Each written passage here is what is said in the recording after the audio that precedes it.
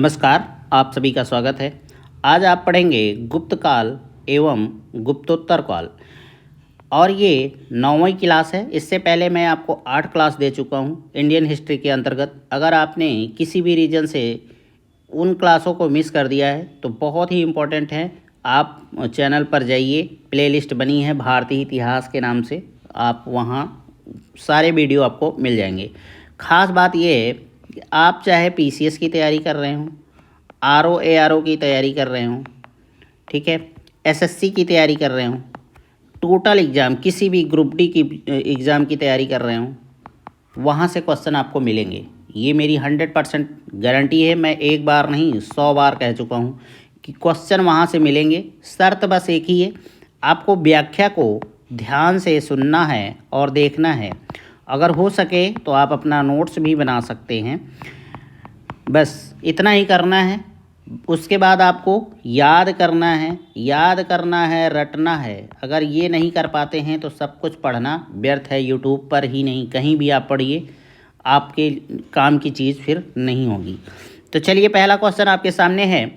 गुप्त वंश में अवधि शासन किया 319 से 500 ईस्वी, 319 से 324 ईस्वी, 325 से 375 ईस्वी या फिर 566 से 597 ईस्वी। तो देखिए, इस क्वेश्चन का आंसर जानने से पहले मैं आपको थोड़ा सा डिटेल दे देता हूँ। गुप्त वंश के संस्थापक थे श्रीगुप्त और गुप्त वंश के प्रथम प्रतापी शासक थे चंद्रगुप्त प्रथम थे और इनका टाइम पीरियड था 319 से 335 ईस्वी के मध्य, ठीक है।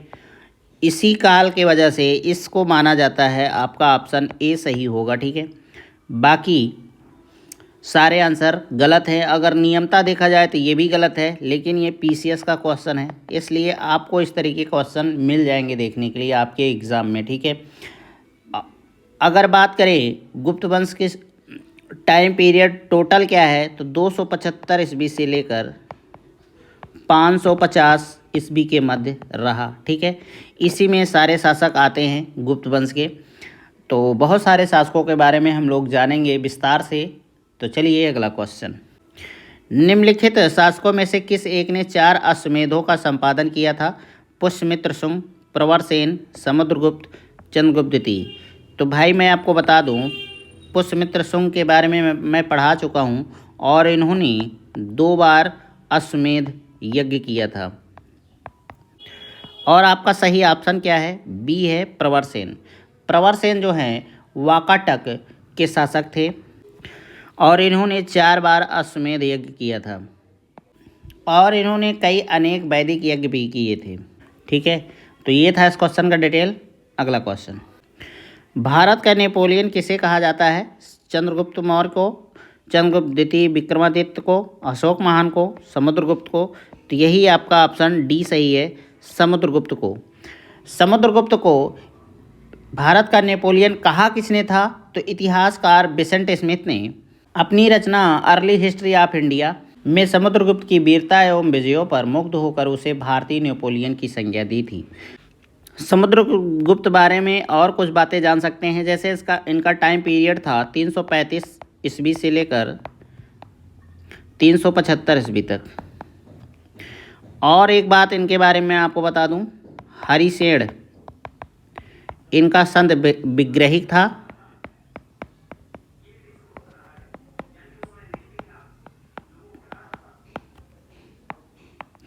और इनके बारे में एक बात आपको बता दूं, इनका एक अभिलेख मिलता है इनके बारे में जिसका नाम है प्रयाग प्रशस्ति। प्रयाग प्रशस्ति की स्थापना किसने कराई थी? अशोक ने कराई थी। प्रयाग प्रशस्ति में ही जहांगीर के आदेश भी मिलते हैं। अगर प्रयाग प्रशस्ति की और बात करें तो इसी में बीरबल की भी चर्चा की गई है। और थोड़ा से बात करें ये वर्तमान में है कहाँ, तो इलाहाबाद के किले में ये प्रयाग प्रशस्ति रखा गया है और रखवाया किसने था? तो अकबर ने रखवाया था। तो भाई अब आपको इससे ज़्यादा डिटेल क्या चाहिए? यहाँ आपको एक नहीं 5-7 आंसर मिल रहे हैं जो आपके एग्ज़ाम में बनते हैं। जैसे समुद्रगुप्त के शासनकाल के बारे में पूछ लेगा, ठीक है। किसने कहा था नेपोलियन? तो बिसेंट स्मिथ ने कहा था, और बिसेंट स्मिथ की रचना के बारे में पूछा जाएगा। ठीक है। समुद्रगुप्त का जो फेमस चीज़ है हरिशेण, इसके बारे में पूछा जाएगा। प्रयाग प्रशस्ति के बारे में पूछा जाएगा। ठीक है। हरिशेण था कौन? तो इसके बारे में पूछा जाएगा। ये किस भाषा में था प्रयाग प्रशस्ति? तो संस्कृत में था, पूर्णतः संस्कृत में था। ये भी पूछा जाएगा आपसे। ठीक है। फिर इसमें आपसे पूछा जाएगा जहांगीर के बारे में। जहांगीर के इसमें आदेश दिए गए हैं, ये किसका अभिलेख है? तो अशोक का है, ये भी पूछा जाएगा। और इसमें बीरबल के बारे में चर्चा मिली है, तो ये भी पूछा जा सकता है। और वर्तमान में कहाँ है? तो इलाहाबाद के किला में है। और इसको लाया किसने था? तो अकबर ने लाया था। और ये स्थापित कहाँ था? तो ये बहुत इम्पोर्टेंट बात है। इलाहाबाद से कुछ दूर पर है कौशाम्बी, वहीं पर इसको स्थापित किया था अशोक ने। तो अब आप देखिए यहाँ से आपको कितने क्वेश्चन के आंसर मिल रहे हैं। एक मिल रहा है, दूसरा मिल रहा है, तीसरा, 4 क्वेश्चन, 5, 6, 7, 8, 9, 10, 11। अब 11 क्वेश्चन आपको मिल रहे हैं, आंसर भी यहाँ 11 मिल रहे हैं। तो बताइए, अब यहाँ से क्वेश्चन अगर बनता है, एक क्वेश्चन पढ़ के अगर आपने 11 क्वेश्चन को सॉल्व करने की क्षमता रख लेते हैं, तो किस एग्ज़ाम में आप फेल होंगे? बताइए। किसी भी एग्ज़ाम में आप फेल नहीं होंगे। इसीलिए बार बार कहता हूँ, आप किसी भी एग्ज़ाम में बैठ रहे हैं, बस आपको ये वीडियो देखना है और कायदे से याद कर लेना है। गारंटी है कि आप 100% कर पाएंगे। कोई भी एग्ज़ाम हो, PCS का हो या फिर ग्रुप डी का। ठीक है। आपके 100% परफॉर्मेंस होंगे हिस्ट्री में। चलिए अगला क्वेश्चन। प्राचीन भारत का नेपोलियन किसे कहा जाता है? चंद्रगुप्त मौर्य, पुष्यमित्र, कनिष्क, समुद्रगुप्त। इसके बारे में मैं आपको डिटेल दे चुका हूँ। समुद्रगुप्त, मैं आपको समुद्रगुप्त के बारे में पूरा का पूरा बता चुका हूँ। अभी आपको मैंने बताया था, पूछा जाएगा कि नेपोलियन किसे कहा जाता है? तो समुद्रगुप्त को कहा जाता है। किसने कहा? तो सबसे पहले बिसेंट स्मिथ ने कहा। कहाँ कहा? तो इनकी एक पुस्तक है अर्ली हिस्ट्री ऑफ इंडिया, उसी में इन्होंने चर्चा की है। क्यों की है? क्योंकि समुद्रगुप्त की वीरता को देखकर ये पूरी तरह से उस पर मुग्ध हो गए थे, इसलिए कहा था। ये बहुत बड़ी बात होती है कि कोई विदेशी आके किसी भारतीय की तारीफ़ करे। विदेशी वैसे भी जलते हैं भारत से, वो इतने आसानी से भारत की तारीफ़ नहीं कर सकते, भारत के लोगों की तारीफ़ नहीं कर सकते। कहने का मतलब ये ग्रेट आदमी था। और ये दूसरा प्रतापी शासक था। किस वंश का? प्रतापी शासक था गुप्त वंश का। पहला कौन था? मैं आपको बता चुका हूँ, चंद्रगुप्त प्रथम। इनका टाइम पीरियड 319 से 335 ईस्वी तक था। ठीक है, याद रहेगा आपको। इनका टाइम पीरियड था 335 से 375 ईस्वी। ठीक है, याद रहेगा। गुप्त वंश का संस्थापक कौन था? श्रीगुप्त था। याद रहेगा। गुप्त वंश का टाइम पीरियड पूरा क्या है? तो 275 से लेकर 550 ईस्वी तक। तो ये याद रहेगा ना। तो आई होप आपको याद रहेगा। मैं आपको बार बार रिवीजन करता चलूँगा, जिससे आपको ये क्वेश्चन अच्छे से तैयार हो जाएं, याद करने की ज़रूरत ना पड़े। फ़िलहाल मैं कहूँगा कि आप इनको अगर चाहें तो नोट्स के रूप में बना सकते हैं, शार्ट नोट के रूप में, और आपको ये बहुत काम आएंगे। अगला क्वेश्चन, निम्नलिखित में से किस गुप्त राजा का एक अन्य नाम देवगुप्त था? समुद्रगुप्त, चंद्रगुप्त द्वितीय, कुमारगुप्त। उपरोक्त में से कोई नहीं। तो इसका सही आंसर है बी, चंद्रगुप्त द्वितीय। चंद्रगुप्त द्वितीय को विक्रमादित्य भी कहा जाता है, इसकी उपाधि थी। तो मैं ज़्यादातर द्वितीय के जगह चंद्रगुप्त विक्रमादित्य कहूँगा, तो आप लोग कंफ्यूज मत रहिएगा। चंद्रगुप्त विक्रमादित्य के टाइम पीरियड की बात करें तो 375 ईस्वी से 415 ईस्वी तक था। चंद्रगुप्त को जो देवगुप्त कहा जाता है, इसका प्रमाण मिलता कहाँ है? तो आपको एक जगह है वाकाटक और एक है सांची। ये 2 जगह से अभिलेख मिले हैं। जिसके बारे में जानकारी मिलती है कि चंद्रगुप्त विक्रमादित्य को देवगुप्त भी कहा जाता था। और एक बात है, इसे देवराज भी कहा जाता है,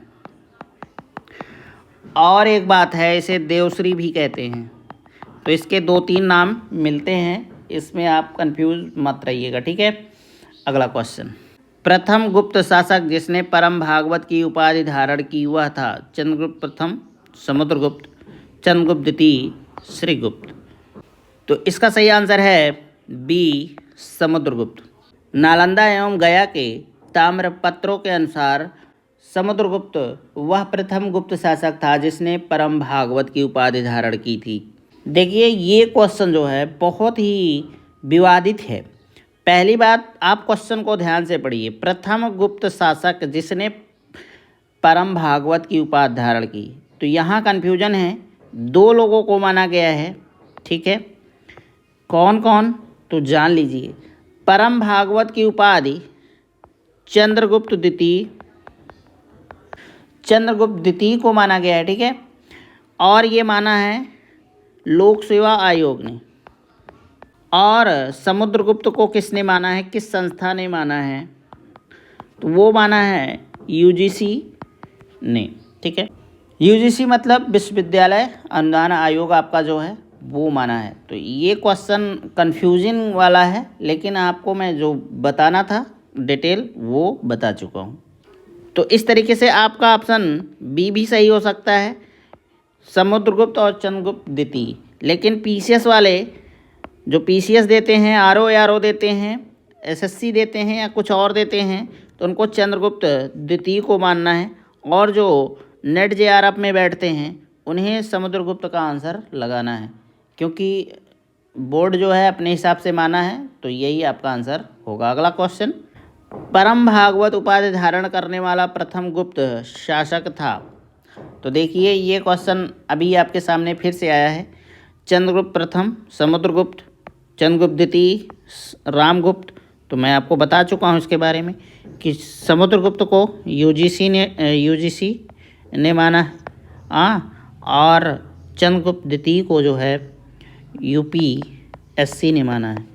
तो आप इसको ध्यान में रखिएगा। अगला क्वेश्चन, इलाहाबाद स्तंभ अभिलेख निम्नलिखित में से किस एक से संबद्ध है? महापद्मनंद, चंद्रगुप्त मौर्य, अशोक, समुद्रगुप्त।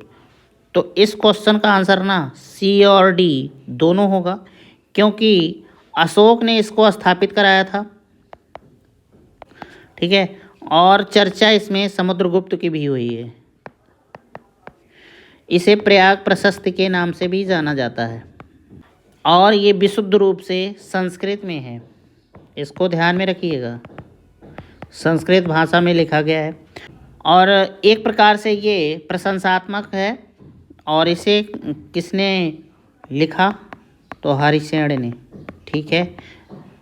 और इसी प्रयाग प्रशस्ति में बहुत कुछ आपको मिलेगा इस इलाहाबाद स्तंभ लेख के बारे में। मैं इसके पहले आपको पूरा डिटेल दे दिया था कि इसको जो है स्थापित कराया था अशोक ने, और इसको और कराया कहाँ था? तो कौशाम्बी में कराया था। कौशाम्बी से उठा कर ले आया अकबर, अपने किले में रखा, और इसमें जहांगीर का भी कुछ आदेश मिलता है, और पहली बार इसमें चर्चा जो है बीरबल की भी मिलती है आपको, ठीक है। तो ये सब जानकारियाँ आप ध्यान में रखिए। अगला क्वेश्चन, इलाहाबाद का अशोक स्तंभ किसके शासन के बारे में सूचना प्रदान करता है? चंद्रगुप्त मौर्य, समुद्रगुप्त प्रथम, चंद्रगुप्त द्वितीय, समुद्रगुप्त के। तो आपको मैं बता चुका हूँ, इसका आंसर डी ही होगा, क्योंकि समुद्रगुप्त के बारे में ही जानकारी दी गई है। ये प्रशंसात्मक है, प्रयाग प्रशस्ति के नाम से जाना जाता है, संस्कृत भाषा में लिखा गया है। हरिशेन ने इसको लिखा था, अकबर ने इसको उठा कर ले आया, इलाहाबाद के किला में रखा, स्थापित कराया था अशोक ने कौशाम्बी में, ठीक है। इसमें जहांगीर और बीरबल की भी चर्चा मिलती है। तो इससे ज़्यादा क्या जानकारी दूं? अगला क्वेश्चन, प्रयाग प्रशस्ति किसके सैन्य अभियान के बारे में जानकारी देती है? तो आप इसका बी ऑप्शन जान लीजिए। सारा डिटेल इन्हीं के बारे में है, इन्हीं की चर्चा की गई है, ठीक है। तो आपको कंफ्यूज बिल्कुल नहीं रहना है, समुद्रगुप्त के बारे में ही है प्रयाग प्रशस्ति, इलाहाबाद स्तंभ लेख, चाहे जिस नाम से बुला लीजिए, वो समुद्रगुप्त के बारे में जानकारी हमें प्रदान करता है। अगला क्वेश्चन, समुद्रगुप्त के प्रयाग प्रशस्ति में कौशल के शासक का नाम क्या था? शिवा, सोमेश्वर देव, महेंद्र, महिपाल या फिर इनमें से कोई नहीं। तो आपका ऑप्शन सी सही होगा, महेंद्र। प्रयाग प्रशस्ति की 19वीं और 20वीं पंक्तियों में दक्षिणापथ के 12 राज्यों तथा उनके राजाओं के नाम मिलते हैं। प्रयाग प्रशस्ति से ज्ञात होता है कि कौशल का राजा महेंद्र था। दक्षिणापथ के राज्यों को समुद्रगुप्त ने पहले जीता, किंतु फिर ग्रहण मोक्षानुग्रह नीति के तहत सभी को स्वतंत्र कर दिया। तो ये था इस क्वेश्चन का डिटेल। आई होप आपको समझ में आ गया होगा। अगला क्वेश्चन, समुद्रगुप्त के प्रयाग प्रशस्ति वाले स्तंभ पर निम्नलिखित में से किसका लेख मिलता है? जहांगीर का, शाहजहां का, औरंगजेब का, दारा सिकोह का। तो मैं आपको बता चुका हूं कि जहांगीर के आदेश मिलते हैं इस पर, ठीक है, प्रयाग प्रशस्ति पर। तो पहले ही बता चुका हूं, इसलिए कुछ बताने को है नहीं। अगला क्वेश्चन, पृथिव्या प्रथम वीर उपाधि थी समुद्रगुप्त की, राजेंद्र प्रथम की, अमोघ वर्ष की, गौतमीपुत्र सातकर्णी की। तो इसका सही आंसर है ए, समुद्रगुप्त की। इतिहासकार तेजराम शर्मा ने अपनी पुस्तक a political history of the imperial Gupta's में उल्लेख किया है कि समुद्रगुप्त ने अश्वमेध यज्ञ किया, जिसके बाद उसने पृथिव्यामा प्रतिरथ की उपाधि ग्रहण की। निम्नलिखित कथन पढ़िए। हरिसेन समुद्रगुप्त के दरबार का प्रसिद्ध कवि था। ये सही है, कवि था और संत विग्रहिक था, दोनों था, ठीक है। उसने देवी चंद्रगुप्तम महाकाव्य की रचना की। तो ये गलत है, इसकी रचना जो है विशाखदत्त ने की थी, ठीक है। अगला है, वह प्रयाग प्रशस्ति का भी रचयिता था। तो इस तरीके से तीसरा सही है, पहला और तीसरा आपका सही है, और आपको ऑप्शन डी में मिलेगा ये कि पहला और तीसरा सही है, ठीक है। दिल्ली की कुव्वत उल इस्लाम मस्जिद के प्रांगण में उन्नत प्रसिद्ध लौह स्तंभ किसकी स्मृति में है? अशोक, चंद्र, हर्ष, अनंगपाल। तो इसका ऑप्शन बी सही है, चंद्र। और चंद्र को जो है ना इतिहास में माना जाता है कि ये थे चंद्रगुप्त द्वितीय, जिन्हें विक्रमादित्य भी कहा जाता था, और इनका टाइम पीरियड था 335 से 375 ईस्वी। अब बात कर लेते हैं इस स्तंभ लेख की, लौह स्तंभ लेख की। तो दिल्ली में एक जगह है मेहरौली, वहीं पर ये स्थापित है, ठीक है। और इसी के समीप जो है आपका कुतुब मीनार भी मिल जाएगा। ऐसा माना जाता है कि चंद्रगुप्त द्वितीय जो है भगवान विष्णु का उपासक था, और इस स्तंभ लेख पर ना आपको मिलेगा विष्णु का गरुड़ वाहन, ठीक है। क्या मिलेगा आपको? गरुड़ वाहन भी मिलता है। किस पर? इस लौह स्तंभ पर। तो ये भी आप ध्यान में रख सकते हैं, पूछा जा सकता है। अगला क्वेश्चन, कौन सा राजवंश हूणों के आक्रमण से अत्यंत विचलित हुआ? तो इसका सही आंसर है सी, गुप्त वंश से। हूणों का पहला भारतीय आक्रमण गुप्त सम्राट स्कंदगुप्त के शासनकाल में हुआ था। यह आक्रमण एक धावा मात्र रहा और देश के ऊपर इसका कोई तत्कालिक प्रभाव नहीं पड़ा, किंतु परोक्ष रूप से इसने गुप्त साम्राज्य के पतन की गति को तेज कर दिया था। स्कंदगुप्त की मृत्यु के बाद 5वीं शताब्दी ईस्वी के अंत तक 6ठी शताब्दी के प्रारंभ से उत्तर पश्चिम के कई क्षेत्रों पर हूणों ने कब्जा कर लिया। तो शुरुआत में तो स्कंदगुप्त के टाइम पीरियड में ये पहला आक्रमण हुआ था, लेकिन उसके बाद ना बराबर होता रहा और इस तरीके से गुप्त वंश समाप्त भी हो गया। हूणों ने भारत पर आक्रमण किया था। तो देखिए इसका सही आंसर आपका सी होगा, स्कंदगुप्त के शासनकाल में किया था। मैं आपको पहले ही बता चुका हूँ, और ये तत्कालिक रूप से इन्होंने आक्रमण किया था और इसका कोई विशेष प्रभाव तो नहीं पड़ा था, लेकिन इनका फिर लगातार हूणों का आक्रमण बढ़ता गया और अंततः गुप्त साम्राज्य भी समाप्त होने का एक कारण हूणों का आक्रमण भी था। निम्नलिखित में से किस गुप्त शासक ने हूणों पर विजय प्राप्त की? चंद्रगुप्त द्वितीय, कुमारगुप्त प्रथम, स्कंदगुप्त या फिर भानुगुप्त। तो इसका सही आंसर है सी, स्कंदगुप्त। गुप्त सम्राट जिसने हूणों को पराजित किया था, तो इसका सही आंसर है आपका सी। स्कंदगुप्त के बारे में थोड़ा सा डिटेल जान लेते हैं। स्कंदगुप्त का पूरा नाम स्कंदगुप्त क्रमादित्य था। इनका टाइम पीरियड, इनका शासनकाल 455 से 467 ईस्वी के मध्य रहा।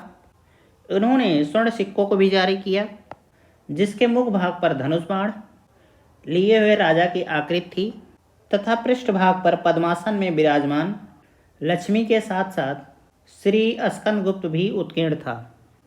इनके कुछ सिक्कों पर गरुड़ ध्वज तथा उनकी उपाधि क्रमादित्य भी अंकित मिलती है। ये बात आप लोग ध्यान में रखिएगा। तो यहाँ से आपको 3-4 जानकारियाँ मिलेंगी। स्कंदगुप्त को सिर्फ स्कंदगुप्त ही नहीं, साथ में क्रमादित्य भी जुड़ा हुआ था। इनका टाइम पीरियड जो है 455 से 467 ईस्वी के मध्य रहा और इन्होंने हूणों को पराजित किया था भयंकर रूप से। ये आपकी जानने वाली बात है, आपके एग्जाम में बराबर आता है। दूसरी बात, इन्होंने स्वर्ण सिक्कों को जारी किया और स्वर्ण सिक्कों भी आपसे अक्सर पूछा जाएगा कि स्वर्ण सिक्कों पर किसका चिन्ह था, किसका निशान था। तो आपको धनुष बाण लिए हुए राजा दिखेंगे और दूसरी तरफ लक्ष्मी जी की आकृति है और उस पर श्री स्कंदगुप्त भी लिखा है। तो ये था इस क्वेश्चन का डिटेल। अगला क्वेश्चन, इनमें से किस गुप्त शासक ने हूणों को पराजित किया था? तो बार बार वही चीज़ें आ रही हैं और इसका सही आंसर है डी, स्कंदगुप्त। स्कंदगुप्त के बारे में बता चुका हूँ कि स्कंदगुप्त का पूरा नाम क्रमादित्य भी था। इनकी एक प्रकार की उपाधि थी। इन्होंने स्वर्ण सिक्कों को जारी किया था जो उस पर धनुष बाण लिए हुए राजा की आकृति तथा पृष्ठभाग पर पद्मासन में विराजमान लक्ष्मी के साथ साथ श्री स्कंदगुप्त भी उत्कीर्ण था। इनका टाइम पीरियड 455 से 467 ईसा पूर्व के मध्य रहा। इनका टाइम पीरियड 455 से 467 ईस्वी के मध्य रहा और पहली बार हूणों ने इन्हीं के टाइम पीरियड में आक्रमण किया था। तो इतनी बात आपको जानना अत्यंत आवश्यक है। अगला क्वेश्चन, किस अभिलेख से ज्ञात होता है कि स्कंदगुप्त ने हूणों को पराजित किया था? तो इसका सही आंसर है ए, भितरी स्तंभ लेख। उत्तर प्रदेश के गाजीपुर जिले में सैदपुर तहसील में भितरी नामक स्थान से भितरी स्तंभ लेख मिलता है। इसमें पुष्यमित्रों और हूणों के साथ साथ स्कंदगुप्त के युद्ध का वर्णन मिलता है। तो आपका भितरी स्तंभ लेख है कहाँ पर? तो ये उत्तर प्रदेश के गाजीपुर जिले में है। सैदपुर एक तहसील है, वहीं पर ये भितरी नामक स्थान से ये मिलता है और इसके इसी जगह के नाम से भितरी स्तंभ लेख कहा जाता है। और इस भितरी स्तंभ लेख में जो है पुष्यमित्र और हूणों के साथ साथ स्कंदगुप्त की भी चर्चा की गई है।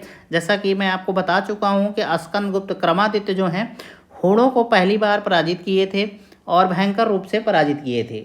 अगला क्वेश्चन, गुप्त साम्राज्य के पतन के विभिन्न कारण थे, निम्नलिखित कथनों में से कौन सा कारण नहीं था? हूण आक्रमण, तो ये सही बात थी। हूण आक्रमण के कारण ही गुप्त साम्राज्य का पतन हुआ था। प्रशासन का सामंती ढांचा, ये भी सही है। और तीसरा है आपका उत्तरवर्ती गुप्तों का बौद्ध धर्म स्वीकार करना, ये भी सही है। अरब आक्रमण, यही गलत है। आपको 3 रीजन मिल रहे हैं कि गुप्त वंश क्यों समाप्त हुआ था। पहला है हूण आक्रमण, दूसरा है प्रशासन का सामंती ढांचा और तीसरा है उत्तरवर्ती गुप्तों का बौद्ध धर्म स्वीकार कर लेना। अगर बात करें अरब आक्रमण की, तो ये जो है गुप्तों के पतन के बहुत बाद पूर्व मध्यकाल में हुआ था। ठीक है। अगला क्वेश्चन, शक विजेता किसे जाना जाता है? चंद्रगुप्त प्रथम, समुद्रगुप्त, चंद्रगुप्त द्वितीय। तो यही आपका ऑप्शन सही होगा, चंद्रगुप्त द्वितीय। और इन्हें विक्रमादित्य भी कहा जाता था। आप सभी इसको ध्यान में रखिएगा। अब थोड़ा सा डिटेल लेंगे चंद्रगुप्त विक्रमादित्य के बारे में। तो चंद्रगुप्त विक्रमादित्य का शासनकाल 375 से 415 ईस्वी के मध्य रहा। इनका 2-3 और नाम है, जैसे देवगुप्त, देवराज और देवश्री। मेहरौली लेख के अनुसार चंद्र जो विष्णुपद पर्वत पर विष्णु ध्वज की स्थापना कराई थी, ये भी आप बात ध्यान में रख सकते हैं। दिल्ली में मेहरौली नामक स्थान से मेहरौली स्तंभ लेख प्राप्त हुआ है जो वर्तमान में कुतुब मीनार के समीप है। मैं इसका डिटेल पहले भी दे चुका हूँ, लेकिन एक बार फिर से बता दे रहा हूँ। इसमें चंद्र नामक किसी राजा की उपलब्धियों का वर्णन किया गया है जिसका समीकरण गुप्त वंशी शासक चंद्रगुप्त द्वितीय से किया जाता है। चंद्रगुप्त विक्रमादित्य जो हैं ये शक विजेता कहे जाते हैं। पश्चिम भारत के अंतिम शक राजा रुद्र सिंह तृतीय को इन्होंने पराजित किया था। इन्हें एक नाम से और भी जाना जाता है, शकारी। और इन्होंने जब शकों को हरा दिया तो उस समय इन्होंने चांदी के सिक्के भी जारी किए जिसे रूप्यक कहा जाता है या रूपक कहा जाता है। तो अब आपको बात समझ में आ गया कि शक विजेता इन्हें क्यों कहा जाता है। इन्हें सकार भी कहा जाता है, इन्हें देवराज भी कहा जाता है, इन्हें देवश्री भी कहा जाता है, इन्हें देवगुप्त भी कहा जाता है। तो ये सब बातें आप ध्यान में रखिए, बहुत ही इम्पोर्टेंट है।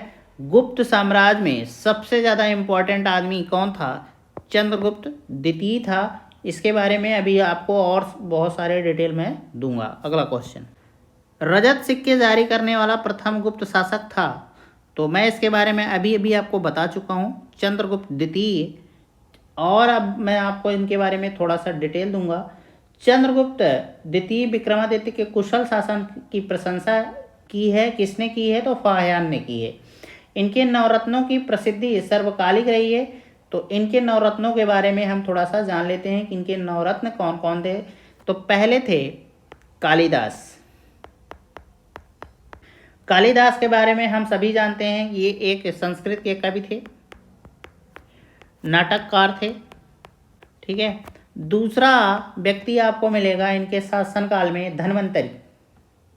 ये थे वैद्य या चिकित्सक कह लीजिए। तीसरे व्यक्ति थे वराहमिहिर, जो एक खगोलज्ञ थे। चौथे व्यक्ति हैं अमर सिंह, ये एक कोशकार थे। कोशकार से मतलब है इन्होंने शब्दकोश की रचनाएं की थी, और ये एक प्रकार से कह लीजिए जो आपकी आज की टाइम पीरियड में डिक्शनरी होती है, वही इन्होंने काम किया था। अगले हैं आपके शंकु, ये थे वास्तुकार। छठे हैं छपड़क, ये रत्न फलित ज्योतिष की विद्या जानते थे। सातवें थे वरिरुच, ये व्याकरणज्ञ थे। आठवें थे बेताल भट्ट, ये थे जादूगर। और नौवें थे घटकरपर, और इनकी विशेषता थी ये एक कूटनीतिज्ञ थे। तो ये 9 हैं, इनके नाम आप याद रखिए और इनके काम भी याद रखिए कि किस क्षेत्र में विशेषज्ञता हासिल किए थे। ये आपके पेपर में छोटी से लेकर बड़ी एग्जाम में पूछा जाता है। प्रसिद्ध चीनी यात्री फाह्यान ने किसके शासनकाल में भारत की यात्रा की थी? तो इसका सही आंसर है बी, चंद्रगुप्त द्वितीय, या कहिए चंद्रगुप्त विक्रमादित्य कहिए। इसके पहले ही क्वेश्चन में मैंने आपको बताया था कि फाह्यान जो है चंद्रगुप्त द्वितीय के बारे में काफ़ी कुछ जानकारियाँ देता है, और ये जो है गुप्त शासक चंद्रगुप्त द्वितीय के शासन काल में आया था, और इनके कामों को काफ़ी प्रशंसा किया था। तो इस तरीके से इस क्वेश्चन का डिटेल यही था। अगला क्वेश्चन, निम्नलिखित में से कौन सही सुमेलित नहीं है? तो देखिए, कुमारगुप्त प्रथम मंदसौर अभिलेख ये सही है। पतिक तक्षशिला अभिलेख ये भी सही है। प्रभावती गुप्ता उदयगिरी गुहा अभिलेख यही आपका गलत है। समुद्रगुप्त का जो है एरण अभिलेख से संबंध है। तो ए, बी और डी सही है, और आपका ये सी वाला ऑप्शन गलत है। उदयगिरी से कोई भी गुहा अभिलेख जो है नहीं प्राप्त हुआ था प्रभावती गुप्ता के बारे में। अगला क्वेश्चन, सूची 1 को सूची 2 से सुमेलित कीजिए तथा सूचियों के नीचे दिए गए कोड से सही उत्तर का चयन कीजिए। एक तरफ शासक हैं, दूसरी तरफ रानियां हैं। तो चंद्रगुप्त की बात करें ना, तो इनकी पत्नी थी कुमार देवी, और समुद्रगुप्त की बात करें तो इनकी पत्नी थी दत्ता देवी। चंद्रगुप्त द्वितीय की बात करें तो इनकी पत्नी थी कुबेर नागा, और कुमारगुप्त प्रथम की पत्नी थी अनंत देवी। तो इस तरीके से आपका ऑप्शन क्या सही होगा? तो इसका सही ऑप्शन होगा ए, 3, 1, 2, 4, ठीक है। ईसा की 3री शताब्दी से, जबकि हूण आक्रमण से रोमन साम्राज्य समाप्त हो गया, भारतीय व्यापारी अधिकाधिक निर्भर हो गए अफ्रीकी व्यापार पर, पश्चिमी यूरोपीय व्यापार पर, दक्षिण पूर्व एशियाई व्यापार पर, मध्य पूर्वी व्यापार पर। तो इसका सही आंसर आपका सी होगा, दक्षिण पूर्व एशियाई व्यापार पर। गुप्त काल में उत्तर भारतीय व्यापार निम्नलिखित में से किस एक पत्तन से संचालित होता था? ताम्रलिप्ति। यही आपका ऑप्शन ए सही होगा, ताम्रलिप्ति। गुप्त काल में ताम्रलिप्ति बंगाल का एक प्रमुख बंदरगाह था, जहां से उत्तर भारतीय व्यापार दक्षिण पूर्व एशिया, चीन, लंका, जावा, सुमात्रा आदि देशों के साथ होता था।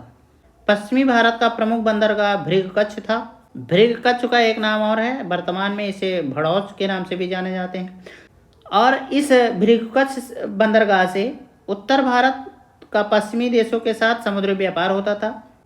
अगर बात करें गुप्त काल में सर्वाधिक व्यापार किधर से होता था, तो दक्षिण पूर्व एशिया से होता था। मैं आपको भी इसके पिछले क्वेश्चन में बताया था कि जब हूणों के आक्रमण से रोमन साम्राज्य समाप्त हो गया तो भारतीय जो हैं सबसे ज़्यादा किधर निर्भर हुए, तो ये दक्षिण पूर्व एशियाई देशों के तरफ अपना ध्यान बटा लिए। ठीक है, तो इस तरीके से।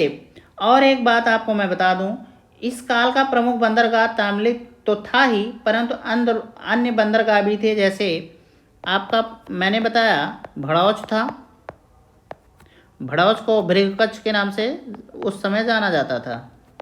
फिर आपका मिलेगा कल्याण बंदरगाह भी था उस समय। और फिर था काम्बे, ये सारे नाम याद रखिए, कभी भी पूछा जा सकता है एग्जाम में। अरिकामेडू, ये सारे बंदरगाह थे, इनको आप ध्यान में रख सकते हैं। अगला क्वेश्चन, भारत ने दक्षिण पूर्वी एशिया के साथ अपने आरंभिक सांस्कृतिक संपर्क तथा व्यापारिक संबंध बंगाल की खाड़ी के पार बना रखे थे। निम्नलिखित में से कौन सी बंगाल की खाड़ी के इस उत्कृष्ट आरंभिक समुद्री इतिहास की सबसे विश्वसनीय व्याख्या या व्याख्याएं हो सकती है? पहला है, प्राचीन काल तथा मध्यकाल में भारत के पास दूसरों की तुलना में अति उत्तम पोत निर्माण तत्कालीन उपलब्ध थी। तो भाई ये कन्फर्म नहीं है और ये सही भी नहीं है। इस उद्देश्य के लिए दक्षिण भारतीय शासकों ने व्यापारियों, ब्राह्मण, पुजारियों और बौद्ध भिक्षुओं को सदा संरक्षण दिया, तो ये भी नहीं सही है। तीसरा है, बंगाल की खाड़ी में चलने वाली मानसूनी हवाओं ने समुद्री यात्राओं को सुगम बना दिया था, ये बात सही है। और बंगाल में कौन सा बंदरगाह था उस समय, तो ताम्रलिप्ति था। इसको आप याद रखिए, इस नाम को आपसे पूछा जाएगा। और इस संबंध में ए तथा बी दोनों विश्वसनीय व्याख्याएं हैं, तो इस तरीके से आपका ऑप्शन सिर्फ और सिर्फ सी सही है। प्राचीन भारत में देश की अर्थव्यवस्था में अत्यंत महत्वपूर्ण भूमिका निभाने वाली श्रेणी संगठन के संदर्भ में निम्नलिखित में से कौन सा कथन सही है? पहला ऑप्शन है आपका, प्रत्येक श्रेणी राज्य की एक केंद्रीय प्राधिकरण के साथ पंजीकृत होती थी और प्रशासनिक स्तर पर राजा उनका प्रमुख होता था। तो ये गलत है, प्रशासनिक स्तर पर राजा उनका प्रमुख नहीं होता था। आपकी जो श्रेणी संस्था थी ये पूर्णतः स्वतंत्र थी और ये अपने लिए खुद नियम बनाते थे, खुद वेतन का नियम बनाते थे, सारे काम खुद ही देखते थे, राजा के तरफ से कोई रोक टोक नहीं थी। दूसरा ऑप्शन है आपका, श्रेणी ही वेतन, काम करने के नियमों, मानकों और कीमतों को सुनिश्चित करती थी। ये बिल्कुल बात सही है गुप्त काल के लिए। श्रेणी का अपने सदस्यों पर न्यायिक अधिकार होता था, ये भी बात सही है। तो इस तरीके से आपका ऑप्शन 2 और 3 सही हो रहा है, तो सी ऑप्शन आपका आंसर जाएगा। अगला क्वेश्चन, गुप्त काल में गुजरात, बंगाल, दक्कन एवं तमिल राष्ट्र में स्थित केंद्र किससे संबंधित थे? तो इसका सही आंसर है वस्त्र उत्पादन से संबंधित है। गुप्त काल में प्रमुख व्यवसाय वस्त्र उत्पादन था, ठीक है, बाकी चीज़ें नहीं थी, अगर थी भी तो कम मात्रा में थी। सबसे ज़्यादा वस्त्र उद्योग जो है फला फूला गुप्त काल में। अगला क्वेश्चन, विशाखदत्त के प्राचीन भारतीय नाटक मुद्रा राक्षस का विषय वस्तु है? प्राचीन हिंदू जनश्रुति के देवताओं और राक्षसों के बीच संघर्ष के बारे में, एक आर्य राजकुमार और एक कबीली महिला की प्रेम कथा के बारे में, 2 आर्य कबीलों के बीच सत्ता के संघर्ष की कथा के बारे में, चंद्रगुप्त मौर्य के समय में राज दरबार की दुर्लभ संधियों के बारे में। तो यही आपका ऑप्शन डी सही होगा। अब अगर विशाखदत्त की बात चली है तो इनके बारे में थोड़ा सा और जान लेते हैं। विशाखदत्त संस्कृत भाषा के सुप्रसिद्ध नाटककार थे। विशाखदत्त की मुद्रा राक्षस के अलावा भी 2 रचनाएं थी। एक थी इनकी देवी चंद्रगुप्तम और दूसरी थी राघवानंद नाटकम। लेकिन इनकी प्रसिद्धि, विशाखदत्त की प्रसिद्धि सबसे ज़्यादा मुद्रा राक्षस के लिए हुई थी, ठीक है। अगर हम देवी चंद्रगुप्तम के बारे में बात करें तो ये गुप्त शासक रामगुप्त की पत्नी देवी तथा उनके छोटे भाई चंद्रगुप्त द्वितीय की कहानी है। तो आप समझ रहे हैं, चंद्रगुप्त जो द्वितीय है उनका बड़ा भाई था रामगुप्त, तो उनकी बात हो रही है और इसमें उनकी पत्नी देवी की बात हो रही है। देवी पढ़ी लिखी थी और रामगुप्त जो था भ्रष्ट था, पढ़ा लिखा नहीं था और अत्याचारी था। तो इस तरीके से वो चंद्रगुप्त द्वितीय से के साथ मिलकर अपने ही पति की हत्या करवा दी रामगुप्त की। ठीक है। और एक बात आपको मज़े की जाननी जरूरी है, देवी और चंद्रगुप्त द्वितीय से एक पुत्री पैदा हुई थी जिसका नाम था प्रभावती, और इसकी शादी वाकाटक के शासक रुद्रसेन के साथ हुई थी। इसीलिए वाकाटक से गुप्त जो साम्राज्य था उससे काफ़ी अच्छे संबंध भी थे। एक बात मैं आपको और बता दूं, विशाखदत्त जो है ना, कभी भी कंफ्यूज मत होइएगा, ये उस चंद्रगुप्त मौर्य के टाइम पीरियड के थे। ठीक है। और गुप्त साम्राज्य जब शुरू हुआ उस टाइम के भी पीरियड, मतलब चंद्रगुप्त मौर्य का जो अंतिम टाइम में शासनकाल था वंश का, और गुप्त साम्राज्य, ये दोनों के बीच के ये टाइम पीरियड के हैं। और अगर बात करें ना मुद्रा राक्षस में चर्चा किसकी की गई है, तो चंद्रगुप्त मौर्य की चर्चा हुई है, चाणक्य की हुई है। ठीक है। मलय केतु प्रवर्तक का पुत्र, इसकी भी चर्चा हुई है। सेल्यूकस निकेटर की चर्चा हुई है, दुर्धरा की चर्चा की गई है, आंभी कुमार की चर्चा हुई है, भद्रकेतु की हुई है, चंदन दास और जीव सिद्धू की भी हुई है। और ये मुद्रा राक्षस जो है आपकी संस्कृत भाषा में है, इसको आप ध्यान में रख सकते हैं। ठीक है। तो चलिए अगला क्वेश्चन, निम्नलिखित में से किसका प्राचीन भारत के आयुर्वेद शास्त्र से संबंध नहीं है? धन्वंतरि, भास्कराचार्य, चरक, सुश्रुत। तो देखिए, धन्वंतर भी वैद्य थे, चरक भी थे और सुश्रुत भी थे। भास्कराचार्य जो थे व्याकरणज्ञ थे। इनकी प्रमुख रचना थी सिद्धांत शिरोमणि, जिसमें लीलावती, बीजगणित, ग्रहगणित तथा गोलाध्याय नामक 4 भाग हैं। तो इसमें जो है आपको 4 भाग मिलेंगे। एक मिलेगा लीलावती का, दूसरा आपको मिलेगा बीजगणित, तीसरा अंकगणित भी मिलेगा, और चौथा आपका है गोलाध्याय। जैसा कि आप सभी जानते हैं कि आधुनिक युग में धरती के गुरुत्वाकर्षण शक्ति की खोज का श्रेय जो है न्यूटन को दिया जाता है, लेकिन ये सब चीज़ें जो हैं भास्कराचार्य बहुत पहले बता चुके हैं।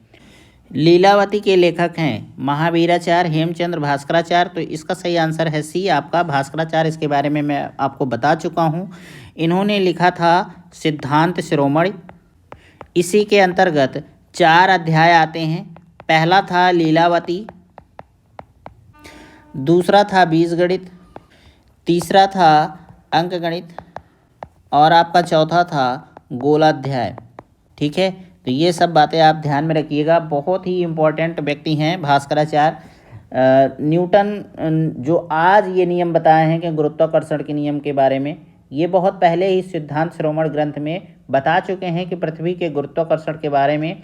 पृथ्वी आकाशीय पदार्थों को विशिष्ट शक्ति से अपनी ओर खींचती है, इस कारण आकाशीय पिंड पृथ्वी पर गिरते हैं। उन्होंने ये चीज़ें ना करण कौतूहल नामक एक दूसरे ग्रंथ में रचना की थी। इनकी एक रचना और है करण कौतूहल नाम से। ठीक है। इसी में ये चीज़ें इन्होंने बताया था। अगला क्वेश्चन, प्राचीन कालीन भारत में हुई वैज्ञानिक प्रगति के संदर्भ में निम्नलिखित में से कौन से कथन सही हैं? प्रथम शती ईस्वी में विभिन्न प्रकार के विशिष्ट शल्य औजारों का उपयोग आम था, ये बात सही है। तीसरी शती ईस्वी के आरंभ में मानव शरीर के आंतरिक अंगों का प्रत्यारोपण शुरू हो चुका था, ये बात गलत है। प्रत्यारोपण आज भी बहुत कठिन है किसी अंग का करना, तो उस समय तो थोड़ा मुश्किल ही था, उस समय कोई संसाधन विशेष थे नहीं। ठीक है। अगली बात है, 5वीं शती ईस्वी में कोण के ज्या का सिद्धांत ज्ञात था, ये बात बिल्कुल सही है। 7वीं शती ईस्वी में चक्रीय चतुर्भुज का सिद्धांत ज्ञात था, ये भी बात सही है। तो इस तरीके से आपका ऑप्शन क्या हो जाएगा? पहला सही हो जाएगा, तीसरा सही हो जाएगा और चौथा सही हो जाएगा। और आप ऑप्शन अगर देखेंगे तो आपको सी ऑप्शन सही मिलेगा, 1, 3, 4। भारतीय यात्रा में फायान ने एक अस्पताल का उल्लेख किया, यह स्थित है उज्जैन, कौशाम्बी, ताम्रलिप्ति, पाटलिपुत्र। तो इसका सही आंसर है डी, पाटलिपुत्र में। पाटलिपुत्र में जो अस्पताल था नगर के धनिकों ने स्थापित किया था। धनिकों मतलब जो अमीर थे। यहाँ पर निर्धनों को निःशुल्क दवाएं और भोजन उपलब्ध कराया जाता था। चंद्रगुप्त के 9 रत्नों में से निम्न में से कौन फलित ज्योतिष से संबंधित था? तो इसका सही आंसर है आपका सी, छपड़क थे। छपड़क जो हैं रत्न फलित ज्योतिष के जानकार थे और ये चंद्रगुप्त विक्रमादित्य के दरबार में रहते थे। चंद्रगुप्त विक्रमादित्य के जो 9 रत्न थे उनमें से ये एक थे छपड़क, ठीक है। और ये रत्न फलित ज्योतिष के जानकार थे। यही इतनी इनके बारे में जानना है आपको। अगला क्वेश्चन, कालिदास किसके शासनकाल में थे? समुद्रगुप्त, अशोक महान, चंद्रगुप्त द्वितीय, चंद्रगुप्त प्रथम। तो आपका सी ऑप्शन सही होगा, चंद्रगुप्त द्वितीय। चंद्रगुप्त द्वितीय को विक्रमादित्य भी कहा जाता है और ये कालिदास जो हैं चंद्रगुप्त विक्रमादित्य के ही दरबार में रहते थे। 9 रत्नों में से ये एक थे, ठीक है। और ये संस्कृत के महान नाटककार थे। इनकी कुछ रचनाएं हैं जैसे रघुवंशम है, मेघदूतम, बहुत सारी रचनाएं हैं। अगला क्वेश्चन, इनमें से किसने पहली बार यह व्याख्या की थी कि पृथ्वी के अपनी धुरी पर घूमने के कारण प्रतिदिन सूर्योदय एवं सूर्यास्त होता है? आर्यभट्ट, भास्कर, ब्रह्मगुप्त, बराहमिहिर। उपयुक्त में से कोई नहीं, उपयुक्त में से एक से अधिक। तो इसका सही आंसर है ए, आर्यभट्ट। आर्यभट्ट जो हैं गुप्त काल के एक प्रसिद्ध गणितज्ञ थे। इनकी प्रमुख कृति आर्यभट्टीय है। इन्होंने गणित के विविध नियमों का प्रतिपादन किया तथा सर्वप्रथम यह खोज की कि पृथ्वी अपनी धुरी के चारों ओर परिभ्रमण करती है। अधोलिखित में कौन गुप्तकालीन स्वर्ण मुद्रा है? कौड़ी, दिनार, निस्क, पण। तो यही आपका दिनार जो है स्वर्ण मुद्रा है। कौड़ी जो है रोजमर्रा के कामों में यूज होता था गुप्त काल पीरियड में। और चांदी के सिक्के को गुप्त काल में क्या कहा जाता था ये भी जान लेते हैं। रूपक कहा जाता था या आप कह लीजिए रूप्यक, आपको कहीं कहीं लिखा हुआ मिलेगा, ठीक है। तो तीनों प्रकार के मैं सिक्कों के बारे में बता दिया। कौड़ी जो है संभवतः तांबे का बना रहा होगा। अगला क्वेश्चन, गुप्त स्वर्ण मुद्रा को कहा जाता था? तो इसका सही आंसर बी है, दिनार कहा जाता था। अगला क्वेश्चन, गुप्तकालीन रजत मुद्राओं का नाम दिया गया था? तो इसका रूपक है, मैं आपको बता चुका हूँ, और ये रूप्यक भी कहा जाता है कहीं कहीं पर, ठीक है। गुप्त काल पीरियड में चांदी के सिक्के को रूपक ही कहा जाता था, ठीक है, और सोने के सिक्के को दिनार कहा जाता था, ठीक। और रोज़मर्रा में जो यूज होता था वो होता था कौड़ी। और ये किसके अनुसार कहा गया है कौड़ी? तो फाहान के अनुसार कहा गया है। फाहान कौन था? चीनी यात्री था, ठीक है। और ये किसके दरबार में आया था? तो चंद्रगुप्त द्वितीय के दरबार में आया था, ठीक है। इतनी बातें आप जानते रहिए। अगला क्वेश्चन, निम्नलिखित में से किस गुप्त शासक ने सर्वप्रथम सिक्के जारी किए? चंद्रगुप्त प्रथम ने, घटोत्कच ने, समुद्रगुप्त ने, श्रीगुप्त ने। तो इसका सही आंसर है ए, चंद्रगुप्त प्रथम ने सर्वप्रथम सिक्के जारी किए थे गुप्त काल में। गुप्त शासकों में चंद्रगुप्त प्रथम द्वारा सर्वप्रथम सिक्के जारी किए गए। चंद्रगुप्त प्रथम के पूर्व के शासकों जैसे श्रीगुप्त एवं घटोत्कच द्वारा सिक्के जारी करने का कोई साक्ष्य उपलब्ध नहीं है। समुद्रगुप्त द्वारा भी कई प्रकार के सिक्के जारी किए गए थे, परंतु इसका काल चंद्रगुप्त प्रथम के बाद का है। तो क्या समझ में आ रहा है आपको? सबसे पहले चंद्रगुप्त प्रथम ने ही किया था, लेकिन समुद्रगुप्त ने भी किया था। और मैंने आपको वीडियो की शुरुआत में ये सारी बातें बताया है कि समुद्रगुप्त ने भी कुछ क्या 8-9 प्रकार के इसके सिक्के मिलते हैं, जिसमें गरुड़ का निशान मिलता है, धनुष बाण लिए हुए राजा का निशान मिलता है, ठीक है। और ये श्रीगुप्त की बात जो है, श्रीगुप्त ने क्या किया था? गुप्त वंश के स्थापक थे, ये संस्थापक थे, ठीक है। इतनी बातें आप जानते रहिए। अगला क्वेश्चन, गुप्त काल में संस्कृत नाटकों में स्त्री और शूद्र बोलते थे? तो इसका सही आंसर बी है, संस्कृत के जगह प्राकृत बोलते थे ये, ठीक है। और जो पढ़े लिखे पुरुष होते थे वो संस्कृत बोलते थे, इसको आप जानते रहिए। अगला क्वेश्चन, सती प्रथा का प्रथम अभिलेखी साक्ष्य प्राप्त हुआ है? एरड़ से, जूनागढ़ से, मंदसौर से, सांची से। तो इसका सही आंसर है ए, एरड़ से। एरड़ आपका है कहाँ? तो भारत के मध्य प्रदेश राज्य के सागर जिले में स्थित एक ऐतिहासिक गांव है। तो ये बात आप जानते रहिए। और ये है बीना नदी के किनारे। इतना डिटेल से आपको कोई नहीं बताएगा, तो इन सब चीज़ों को मैं जो बता रहा हूँ इसको ध्यान से आप लोग पढ़ लीजिए, काम आएगा। और किसी भी एग्ज़ाम में बैठते हैं, मैं ऐसे ही नहीं कहता कि आप किसी भी एग्ज़ाम में बैठेंगे यहाँ से आपको क्वेश्चन देखने के लिए मिलेंगे, इसीलिए कहता हूँ क्योंकि मैं आपको पूरा डिटेल से समझाता हूँ। तो ये जो आपका एरण नामक स्थान है ना, यहीं से अभिलेखी साक्ष्य मिला है और यह अभिलेख जो है 510 ईस्वी का है। इसका टाइम जो है 510 ईस्वी का है, जिसमें गोपाल राज नामक सेनापति की स्त्री के सती होने का उल्लेख है। तो जब भी आपसे पूछा जाएगा कि सती होने का उल्लेख कहाँ मिलता है, इसका साक्ष्य कहाँ मिलता है, तो आप फट से बताएंगे कि एरण से मिलता है। और एरण है आपका मध्य प्रदेश के सागर जिले में, ठीक है। ये गांव है एरण नामक, वहीं पर ये, और ये बीना नदी के किनारे बसा हुआ है। 510 ईस्वी का ये अभिलेख है, ठीक है। और उसमें चर्चा किसकी गई है, तो गोपाल सेनापति जो थे, इनकी पत्नी सती होने का साक्ष्य यहाँ से मिलता है। अगला क्वेश्चन, गुप्त संवत की स्थापना किसने की थी? चंद्रगुप्त प्रथम, श्रीगुप्त, चंद्रगुप्त द्वितीय, घटोत्कच। तो इसका सही आंसर है ए, चंद्रगुप्त प्रथम ने की थी, और इसका शुरुआती टाइम पीरियड माना जाता है 319 ईस्वी, ठीक है। 319 ईस्वी में गुप्त संवत की शुरुआत की गई थी। अगला क्वेश्चन, सूची 1 को सूची 2 से मिलान कीजिए तथा नीचे दिए गए कूटों का प्रयोग कर सही उत्तर चुनिए। एक तरफ सम्राट हैं, दूसरे तरफ विरुद्ध हैं। विरुद्ध मतलब उनके उपाधियां। अशोक की उपाधि क्या थी? तो अशोक की उपाधि थी प्रियदर्शन की या प्रियदर्शन की, ठीक है। और समुद्रगुप्त की उपाधि थी परमांक। चंद्रगुप्त का उपाधि था विक्रमादित्य और स्कंदगुप्त का था क्रमादित्य, ठीक है। तो इस तरीके से आपका ऑप्शन सी सही हो जाएगा, 2 1 4 3। अगला क्वेश्चन, नगरों का क्रमिक पतन किस काल की एक महत्वपूर्ण विशेषता थी? गुप्त काल की। यही आपका ऑप्शन सही है, और गुप्त काल आप पढ़ रहे हैं तो इसी के बारे में चर्चा भी की जा रही है। गुप्त काल में नगर क्रमिक पतन की ओर अग्रसर हुए। संपूर्ण गंगा घाटी में जो शहर पहले अत्यंत समृद्ध अवस्था में थे, उनमें से अधिकांश को गुप्त काल में या तो त्याग दिया गया या वहां के आवासन में पर्याप्त विघटन हुआ। पाटलिपुत्र जैसा प्रमुख नगर हेनसांग के आगमन तक गांव बन गया था। मथुरा जैसा प्रमुख नगर एवं कुम्हरार, सोनपुर, सोह, गौरा और उत्तर प्रदेश में गंगा घाटी के अनेक महत्वपूर्ण केंद्र इस काल में हास के ही प्रमाण प्रस्तुत करते हैं।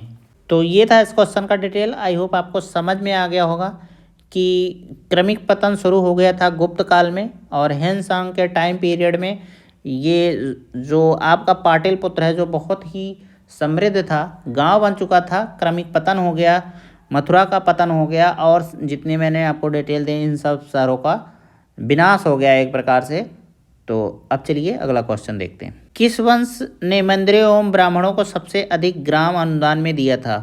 गुप्त वंश, पाल वंश, राष्ट्रकूट या फिर प्रतिहार? तो यही आपका ऑप्शन ए सही होगा, गुप्त वंश। गुप्त लेखों में जिन भूमिदानों का उल्लेख किया गया है उससे यह स्पष्ट है कि भूमिदान के साथ साथ गांव की भूमि से उत्पन्न होने वाली आय भी ग्रहीता को सौंप दी जाती थी।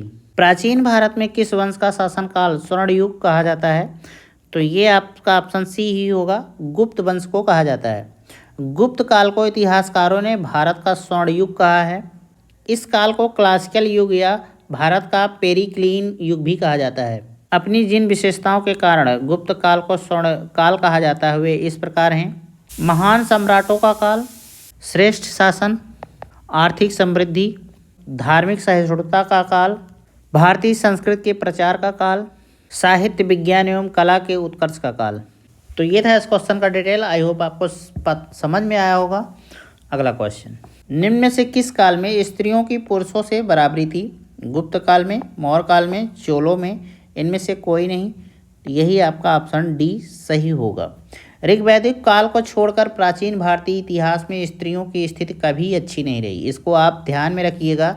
सिर्फ ऋग्वैदिक काल में स्त्रियों की स्थिति अच्छी थी।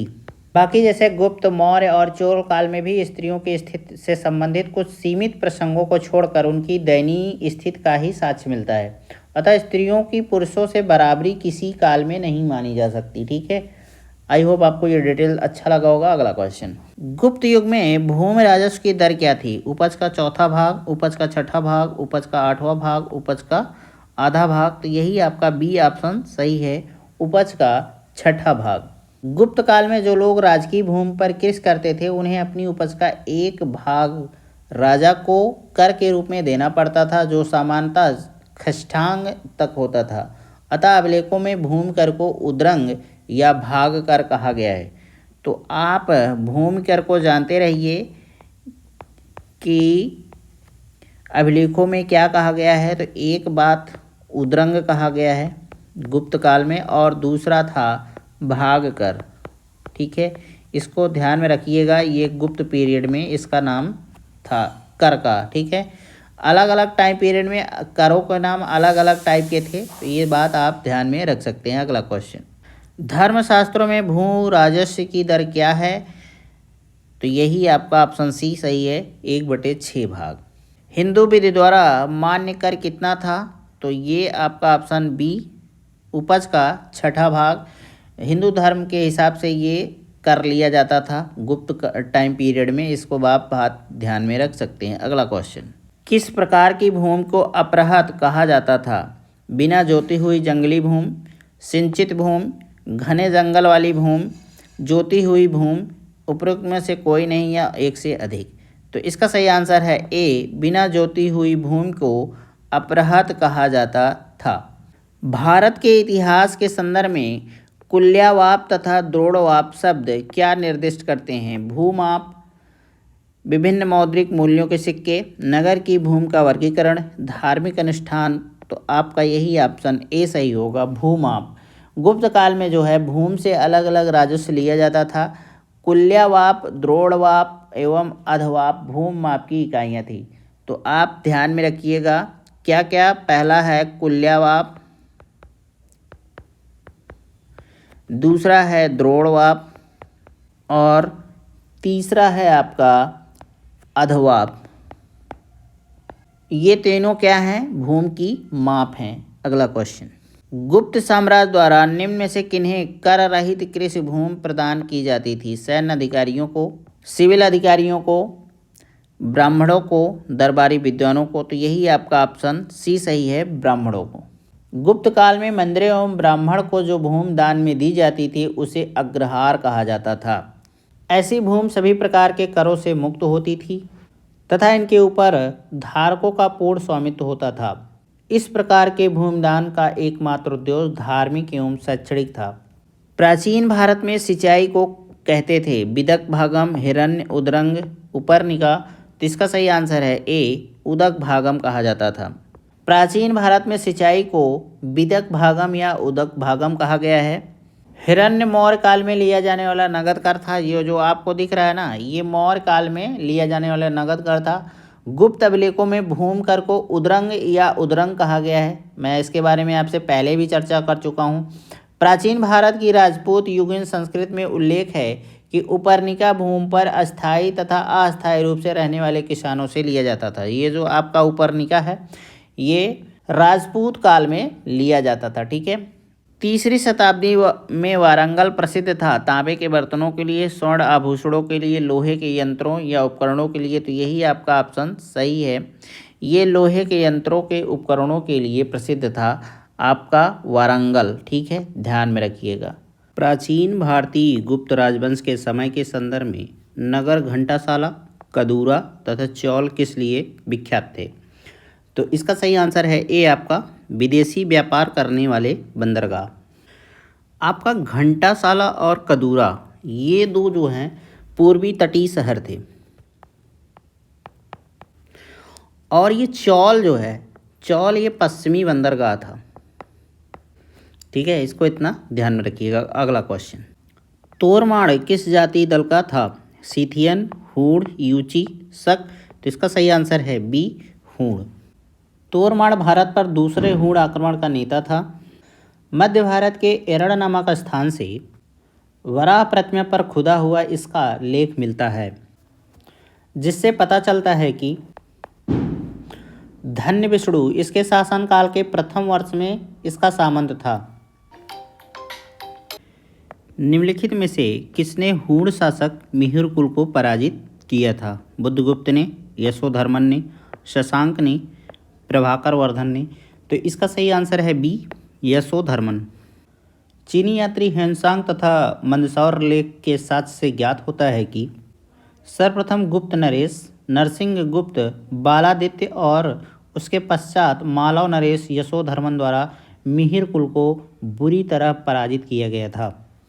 तो देखिए इसमें आपको सबसे पहले गुप्त नरेश जो हैं, नरसिंह गुप्त बालादित्य ने इसको हराया था मिहिर कुल को, ठीक है।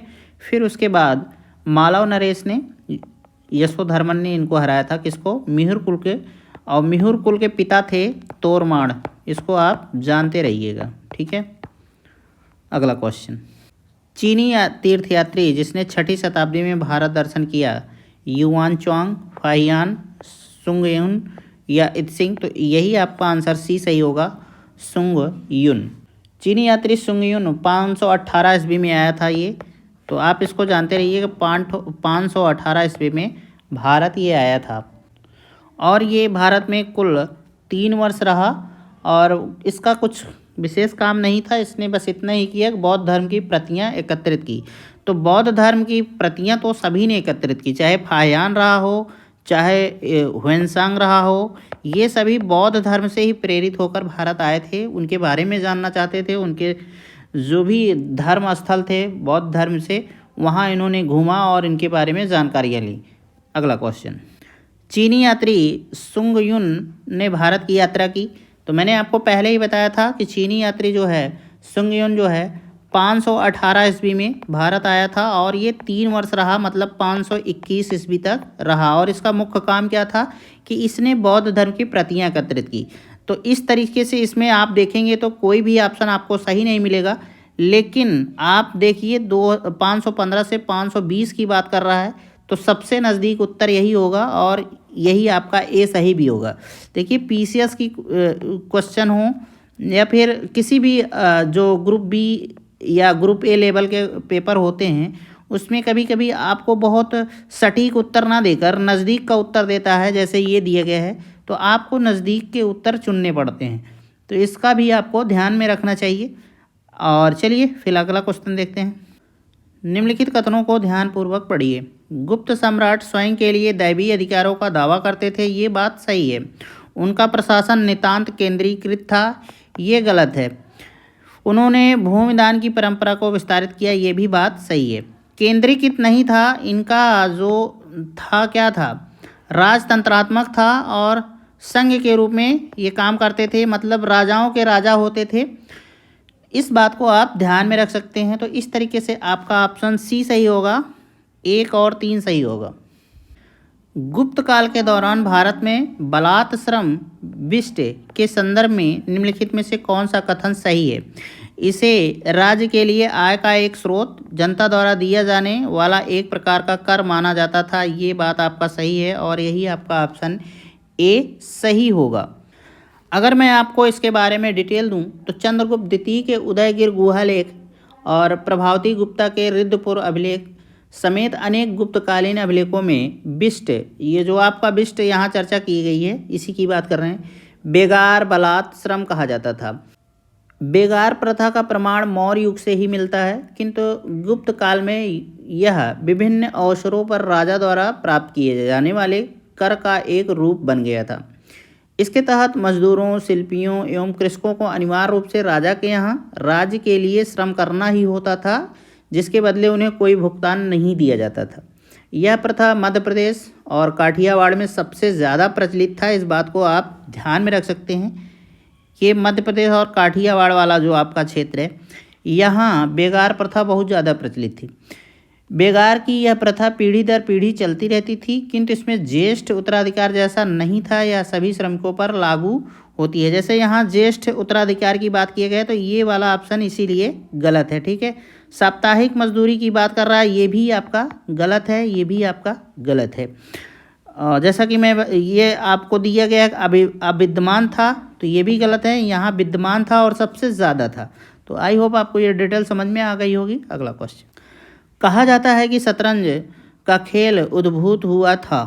तो ये भाई सीधी सी बात है, भारत में हुआ था इसका विकास, और ये ईरान होते हुए ये खेल पहले ईरान पहुंचा भारत से, फिर उसके बाद यूरोप पहुंचा और इसमें काफ़ी सारे विकास किए गए। तो यही था इस क्वेश्चन का डिटेल। अगला क्वेश्चन, शूद्रक द्वारा लिखी हुई प्राचीन भारतीय पुस्तक मृच्छकटिकम का विषय था। एक धनी व्यापारी और एक गणितज्ञ की पुत्री का प्रेम गाथा था इसमें। चंद्रगुप्त द्वितीय की पश्चिम भारत के शक क्षत्रों पर विजय की चर्चा की गई है। समुद्रगुप्त के सैन्य अभियान तथा सौरपूर्ण कार्य की चर्चा की गई है। गुप्त राजवंश के राजा तथा कामरूप की राजकुमारी की प्रेम गाथा है। तो यही आपका ऑप्शन ए सही होगा। एक धनी व्यापारी और एक गणिका की पुत्री की प्रेम गाथा इसमें है। अगर मैं इसमें मृच्छकटिकम के कैरेक्टर के बारे में थोड़ा सा आपसे मैं बता दूं कि ये जो धनी व्यापारी की बात कर रहा है ना, चारुदत्त नामक ब्राह्मण था। सार्थवाह से यहाँ क्या मतलब है? सार्थवाह व्यापारी शब्द से ही मतलब है, ठीक है। और ये जो गणिका की बात की है, गणिका क्या होती थी? एक प्रकार की उस टाइम की वेश्या कहलाती थी। और इसकी पुत्री जो थी उसकी चर्चा की गई है और इसकी पुत्री का नाम था वसंत सेना। तो आपको मृच्छकटिकम में अगर पूछा जाता है इन कैरेक्टरों के बारे में तो आपको ये थोड़ी सी नॉलेज होनी चाहिए। अगला क्वेश्चन, प्राचीन सांख्य दर्शन में किसका महत्वपूर्ण योगदान है? कपिल का, गौतम का, नागार्जुन का, चरवाक का? तो इसका सही आंसर है ए, कपिल का। कपिल ही जो हैं सांख्य दर्शन के प्रतिष्ठापक थे और इन्होंने सांख्य सूत्र नामक ग्रंथ भी लिखा था। कपिल मुनि द्वारा प्रतिपादित दार्शनिक प्रणाली है। तो अभी आप पिछले ही क्वेश्चन में देखें कि सांख्य दर्शन थे, ये ही प्रतिपादित किए, यही प्रतिष्ठापक थे और इन्होंने सांख्य सूत्र नामक ग्रंथ लिखा था। ये मैं आपको बता चुका हूँ। अगला क्वेश्चन, ये भी क्वेश्चन आपका सांख्य दर्शन पर भी आधारित है। तो इसके आपका आंसर सी सही होगा, कपिल द्वारा, ठीक है। अगला क्वेश्चन, भारत में दार्शनिक विचार के इतिहास के संबंध में सांख्य संप्रदाय से संबंधित निम्नलिखित कथनों पर विचार कीजिए। सांख्य पुनर्जन्म या आत्मा के आवागमन के सिद्धांत को स्वीकार नहीं करता है, ये गलत है। नहीं, आपका गलत है, ये करता था। पुनर्जन्म और आत्मा के आवागमन के सिद्धांत को स्वीकार करता है, मतलब आदमी अगर मर जाता है तो वो फिर से जन्म लेता है। ये बात सांख्य दर्शन में स्वीकार की गई है। सांख्य की मान्यता है कि आत्मज्ञान ही मोक्ष की ओर ले जाता है, न कि कोई बाह्य प्रभाव अथवा कारक। तो उपरोक्त कथनों में से कौन सा सही है?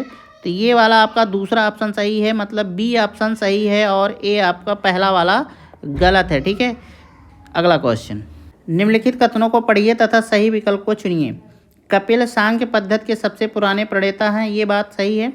कपिल यह बताते हैं कि किसी व्यक्ति का जीवन प्रकृति की शक्तियों द्वारा गढ़ा जाता है, किसी दैवी सत्ता द्वारा नहीं। तो ये बात सही है। सांख्य दर्शन में दैवी सत्ता को स्वीकार नहीं किया गया है, ठीक है। और आपका ऑप्शन ये सही होगा, कथन 1 एवं कथन 2 दोनों ही सही हैं। योग दर्शन के प्रतिपादक हैं, तो इसका सही ऑप्शन आपका ए होगा, पतंजल होगा। बहुत सिंपल क्वेश्चन है और आप सभी को पता भी होगा अगर पढ़ाई करते हैं। नहीं करते हैं तो मैं इसके लिए तो बैठा ही हूँ बताने के लिए, और मैं आपको पूरा कंप्लीट दूंगा हिस्ट्री का, पूरा चाहे आपका एशियंट हिस्ट्री हो, मॉडर्न हो या फिर मेडुअल हो, ये तीनों पार्ट मैं आपको पूरा उपलब्ध कराऊंगा। धीरे धीरे ही कराऊंगा, 6 महीने लग जाएंगे, साल भर लग जाएंगे, लेकिन मैं आपको पूरा कोर्स दूंगा और ऐसा कोर्स दूंगा कि यहाँ से आपको पूरे के पूरे क्वेश्चन फंसने वाले हैं, मिलने वाले हैं, किसी भी आप एग्जाम में बैठिए। तो चलिए अब जान लेते हैं उस क्वेश्चन के बारे में। महर्षि पतंजल को योग दर्शन का प्रतिष्ठापक आचार्य माना जाता है और इसे पतंजल दर्शन भी कहा जाता है। निम्नलिखित में से कौन एक अष्टांग योग का अंश नहीं है? अनुस्मृति, प्रत्याहार, ध्यान, धारणा? तो यही आपका ऑप्शन ए होगा, अनुस्मृति। महर्षि पतंजल ने योग को चित्त की वृत्तियों के निरोध के रूप में परिभाषित किया है। लगभग 200 ईसा पूर्व में महर्षि पतंजल ने योग को लिखित रूप में संग्रहित किया और योग सूत्र की रचना की। योग सूत्र की रचना के कारण पतंजल को योग का जनक कहा जाता है। इन्होंने योग के 8 अंगों की चर्चा की है। तो चलिए इसके बारे में भी जान लेते हैं। पहला आपका है यम, दूसरा है नियम, तीसरा है आसन, चौथा है प्राणायाम,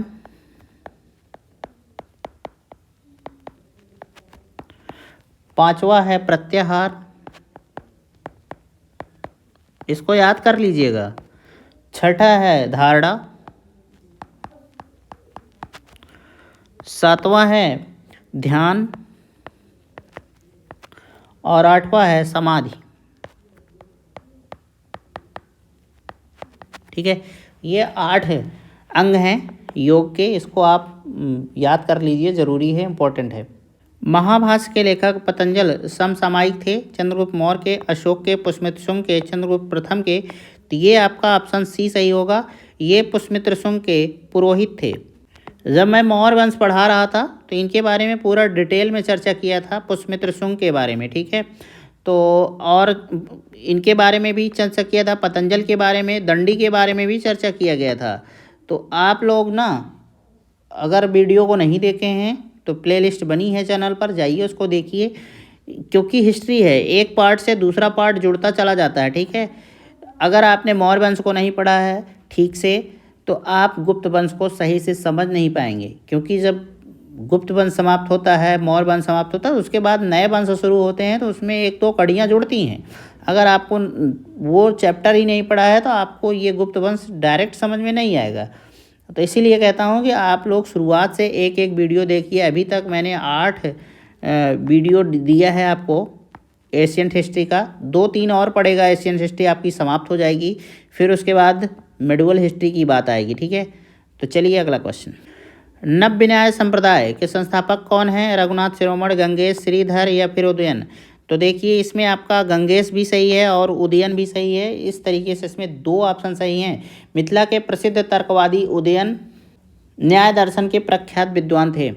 इनकी रचना कुसुमांजल को नव्य न्याय दर्शन का मूल स्रोत भी माना जाता है।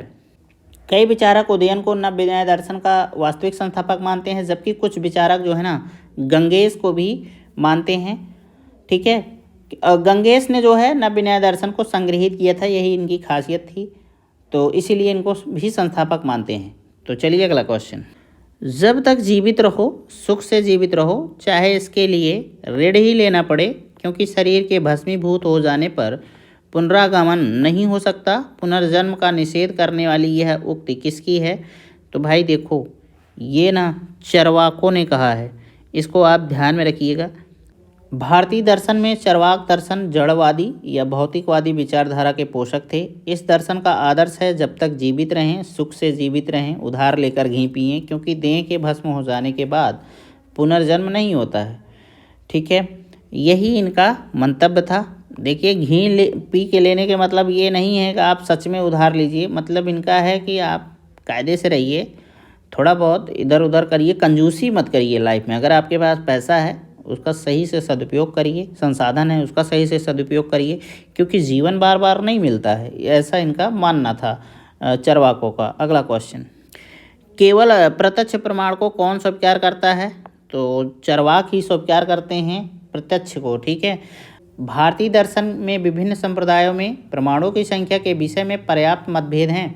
बौद्ध और वैशेषिक संप्रदाय प्रत्यक्ष तथा अनुमान केवल 2 प्रमाणों को स्वीकार करते हैं। अधोलिखित में कौन एक चरवाक के अनुसार सर्वोच्च मूल्य है? धर्म है, अर्थ है, काम है, मोक्ष है, भक्ति है? तो इसका सही आंसर है सी, काम है।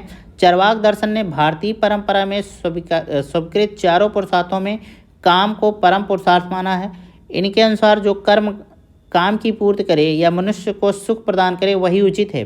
चरवाक के अनुसार अर्थ सुख प्राप्ति का साधन है। उल्लेखनीय है कि चरवाक दर्शन में सुख से तात्पर्य इंद्रिय सुख से है, ठीक है। अगला क्वेश्चन। चरवाक दार्शनिक प्रणाली है, तो इसका सही ऑप्शन ए ही सही है, लोकायत प्रणाली भी कहलाती है चरवाक। चरवाक दर्शन के प्रणेता थे चरवाक ही थे, और यह जो दर्शन है ना नास्तिक था पूर्णतः, भगवान को नहीं मानते थे ये लोग, ठीक है, या वेद को नहीं मानते थे। तो ये बातें थी, और ये सिर्फ प्रत्यक्ष प्रमाण को ही स्वीकार करते हैं, ये आप ध्यान में रखिएगा। चरवाक जो है ना प्रत्यक्ष जो आपके सामने है वही चीज़ स्वीकार करते थे, इधर उधर की बातें नहीं करते थे। अगला क्वेश्चन। न्याय दर्शन को प्रचारित किया था चरवाक ने, गौतम ने, कपिल ने, जैमिनी ने? तो इसका सही आंसर है बी, गौतम ने। न्याय दर्शन का प्रवर्तक गौतम को माना जाता है। इन्हें अक्षपाद भी कहा जाता है। न्याय का शाब्दिक अर्थ तर्क या निर्णय होता है। न्याय दर्शन में कुल 16 पदार्थों या तत्वों का अस्तित्व स्वीकार किया गया है। न्याय दर्शन का मूल ग्रंथ गौतम कृत न्याय सूत्र है। तो ये था इस क्वेश्चन का डिटेल, आई होप आपको समझ में आ गया होगा। अब अगला क्वेश्चन देखेंगे। न्याय दर्शन के संस्थापक थे, तो मैं बता चुका हूँ, यहाँ गीतम हो गया है, ये गौतम है, ठीक है। तो यही आपका ऑप्शन सी सही हो जाएगा। न्याय दर्शन का प्रवर्तक कौन है? तो बता ही चुका हूँ। अगला क्वेश्चन। न्याय दर्शन के प्रवर्तक थे गौतम थे। अगला क्वेश्चन, मीमांसा के प्रणेता थे, तो इसका सही आंसर है डी जैमिनी थे। सूची 1 को सूची 2 से सुमेलित कीजिए तथा सूची के नीचे दिए गए कूट से सही उत्तर का चयन कीजिए। एक तरफ दर्शन है आपका, दूसरी तरफ मोक्ष पर प्राप्त करने के तरीके हैं।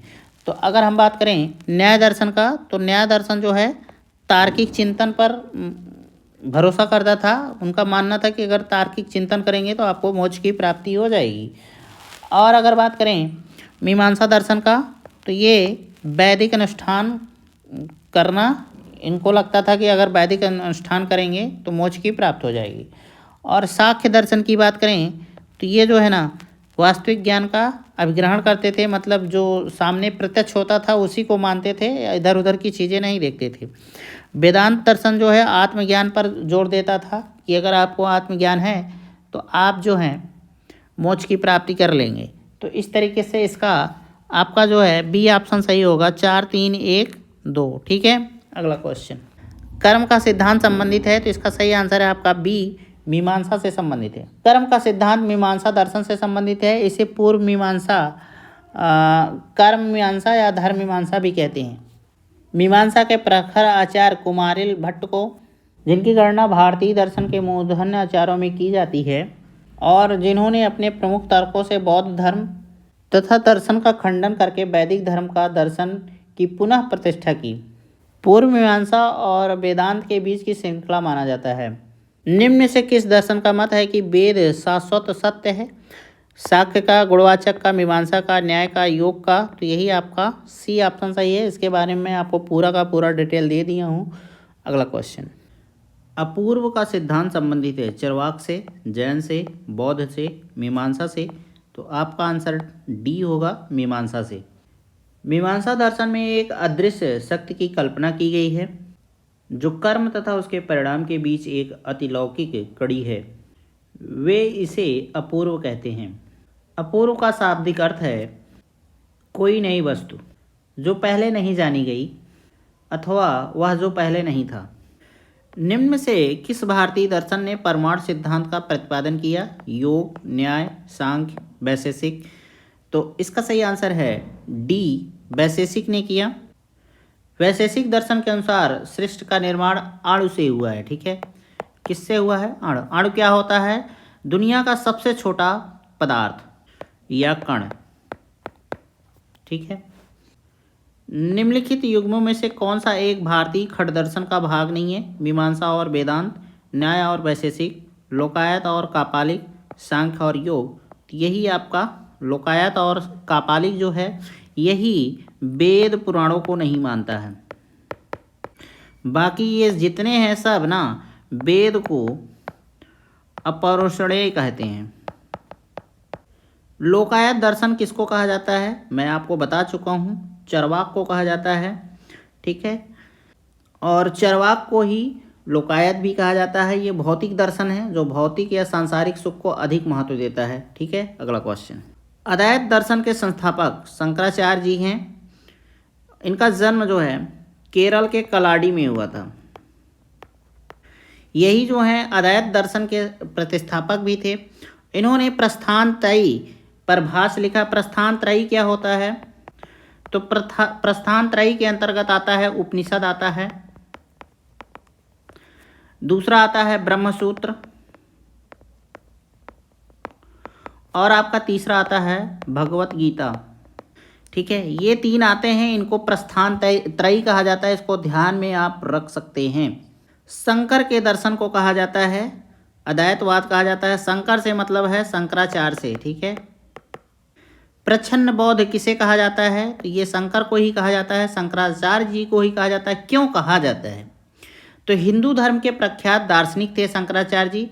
बौद्ध धर्म की कई संकल्पनाओं को इन्होंने अपने दर्शन में शामिल करने के कारण इन्हें प्रच्छन्न बौद्ध की संज्ञा दी गई है। प्रच्छन्न का मतलब क्या होता है? तो इसका मतलब होता है छुपा हुआ। ठीक है, इनको छुपा हुआ बौद्ध भी कहा जाता है क्योंकि ये बौद्ध धर्म से कुछ चीज़ें स्वीकार किए हैं, उसको मानते थे, इसलिए ऐसा हुआ। अगला क्वेश्चन, निम्नलिखित में से अद्वैत वेदांत के अनुसार किसके द्वारा मुक्ति की प्राप्ति की जा सकती है? तो भाई इनके अनुसार ज्ञान की प्राप्ति से ही लोगों को मुक्ति मिल सकती है। विशिष्ट अद्वैत सिद्धांत के संस्थापक कौन थे? तो इसका सही आंसर है ए, रामानुजाचार्य। अगर इनके बारे में थोड़ी सी चर्चा की जाए तो भक्ति आंदोलन के ये प्रमुख संतों में से एक थे रामानुजाचार्य जी। ये सगुण ईश्वर में विश्वास करते थे तथा भक्ति को मोक्ष प्राप्ति का साधन मानते थे। बहुत ही इम्पोर्टेंट चीज़ है भक्ति। भक्ति को इन्होंने मोक्ष का साधन माना। और शंकराचार्य जी ने क्या माना था? याद रखिए, ये सब बहुत इम्पोर्टेंट है। इन्होंने मोक्ष की प्राप्ति के लिए ज्ञान को साधन माना था। इन्होंने विशिष्ट अद्वैत सिद्धांत का प्रतिपादन किया था। रामानुजाचार्य का विशिष्ट अद्वैत दर्शन शंकराचार्य के अद्वैत दर्शन के विरोध में एक प्रतिक्रिया है। ये एक प्रकार से विरोध में ये काम किया गया था। इन्होंने जो है विशिष्ट अद्वैत का सिद्धांत दिया और इन्होंने अद्वैतवाद का सिद्धांत दिया था शंकराचार्य जी ने, तो इनके विरोध में ये काम इन्होंने किया। शंकराचार्य ने ब्रह्मा को सत्य तथा जगत को मिथ्या बताया, जबकि रामानुजाचार्य के अनुसार जीव आनंदमय, स्वयं प्रकाशमान तथा वैशिष्ट्यपूर्ण है और जगत मिथ्या न होकर सत्य की सृष्टि है। मनुष्य भक्ति के द्वारा ईश्वर में तल्लीन हो सकता है। अगर बात किया जाए वल्लभाचार्य का, यहाँ थोड़ा सा मिसप्रिंट हुआ है, तो वल्लभाचार्य इनको समझिए। वल्लभाचार्य ने शुद्ध अद्वैतवाद का सिद्धांत दिया था। और मध्वाचार्य की बात करें तो इन्होंने जो है द्वैतवाद का सिद्धांत दिया था। ठीक है, आप कभी भी कंफ्यूज मत होइएगा। पहली बात, ये याद करने में दिक्कत होता है और कंफ्यूज होते हैं। मैं आपको सरल तरीका बता रहा हूँ। पहला है अद्वैतवाद, इसको आप शंकराचार्य को ध्यान में रखिएगा। फिर अद्वैत के सामने आप विशिष्ट लगा दीजिएगा, मतलब खास अद्वैतवाद की इन्होंने बात की, तो इनको मानिएगा रामानुजाचार्य। फिर एक और प्रकट होंगे लेकर अपना शुद्ध, सबसे शुद्ध बात किया है अद्वैतवाद।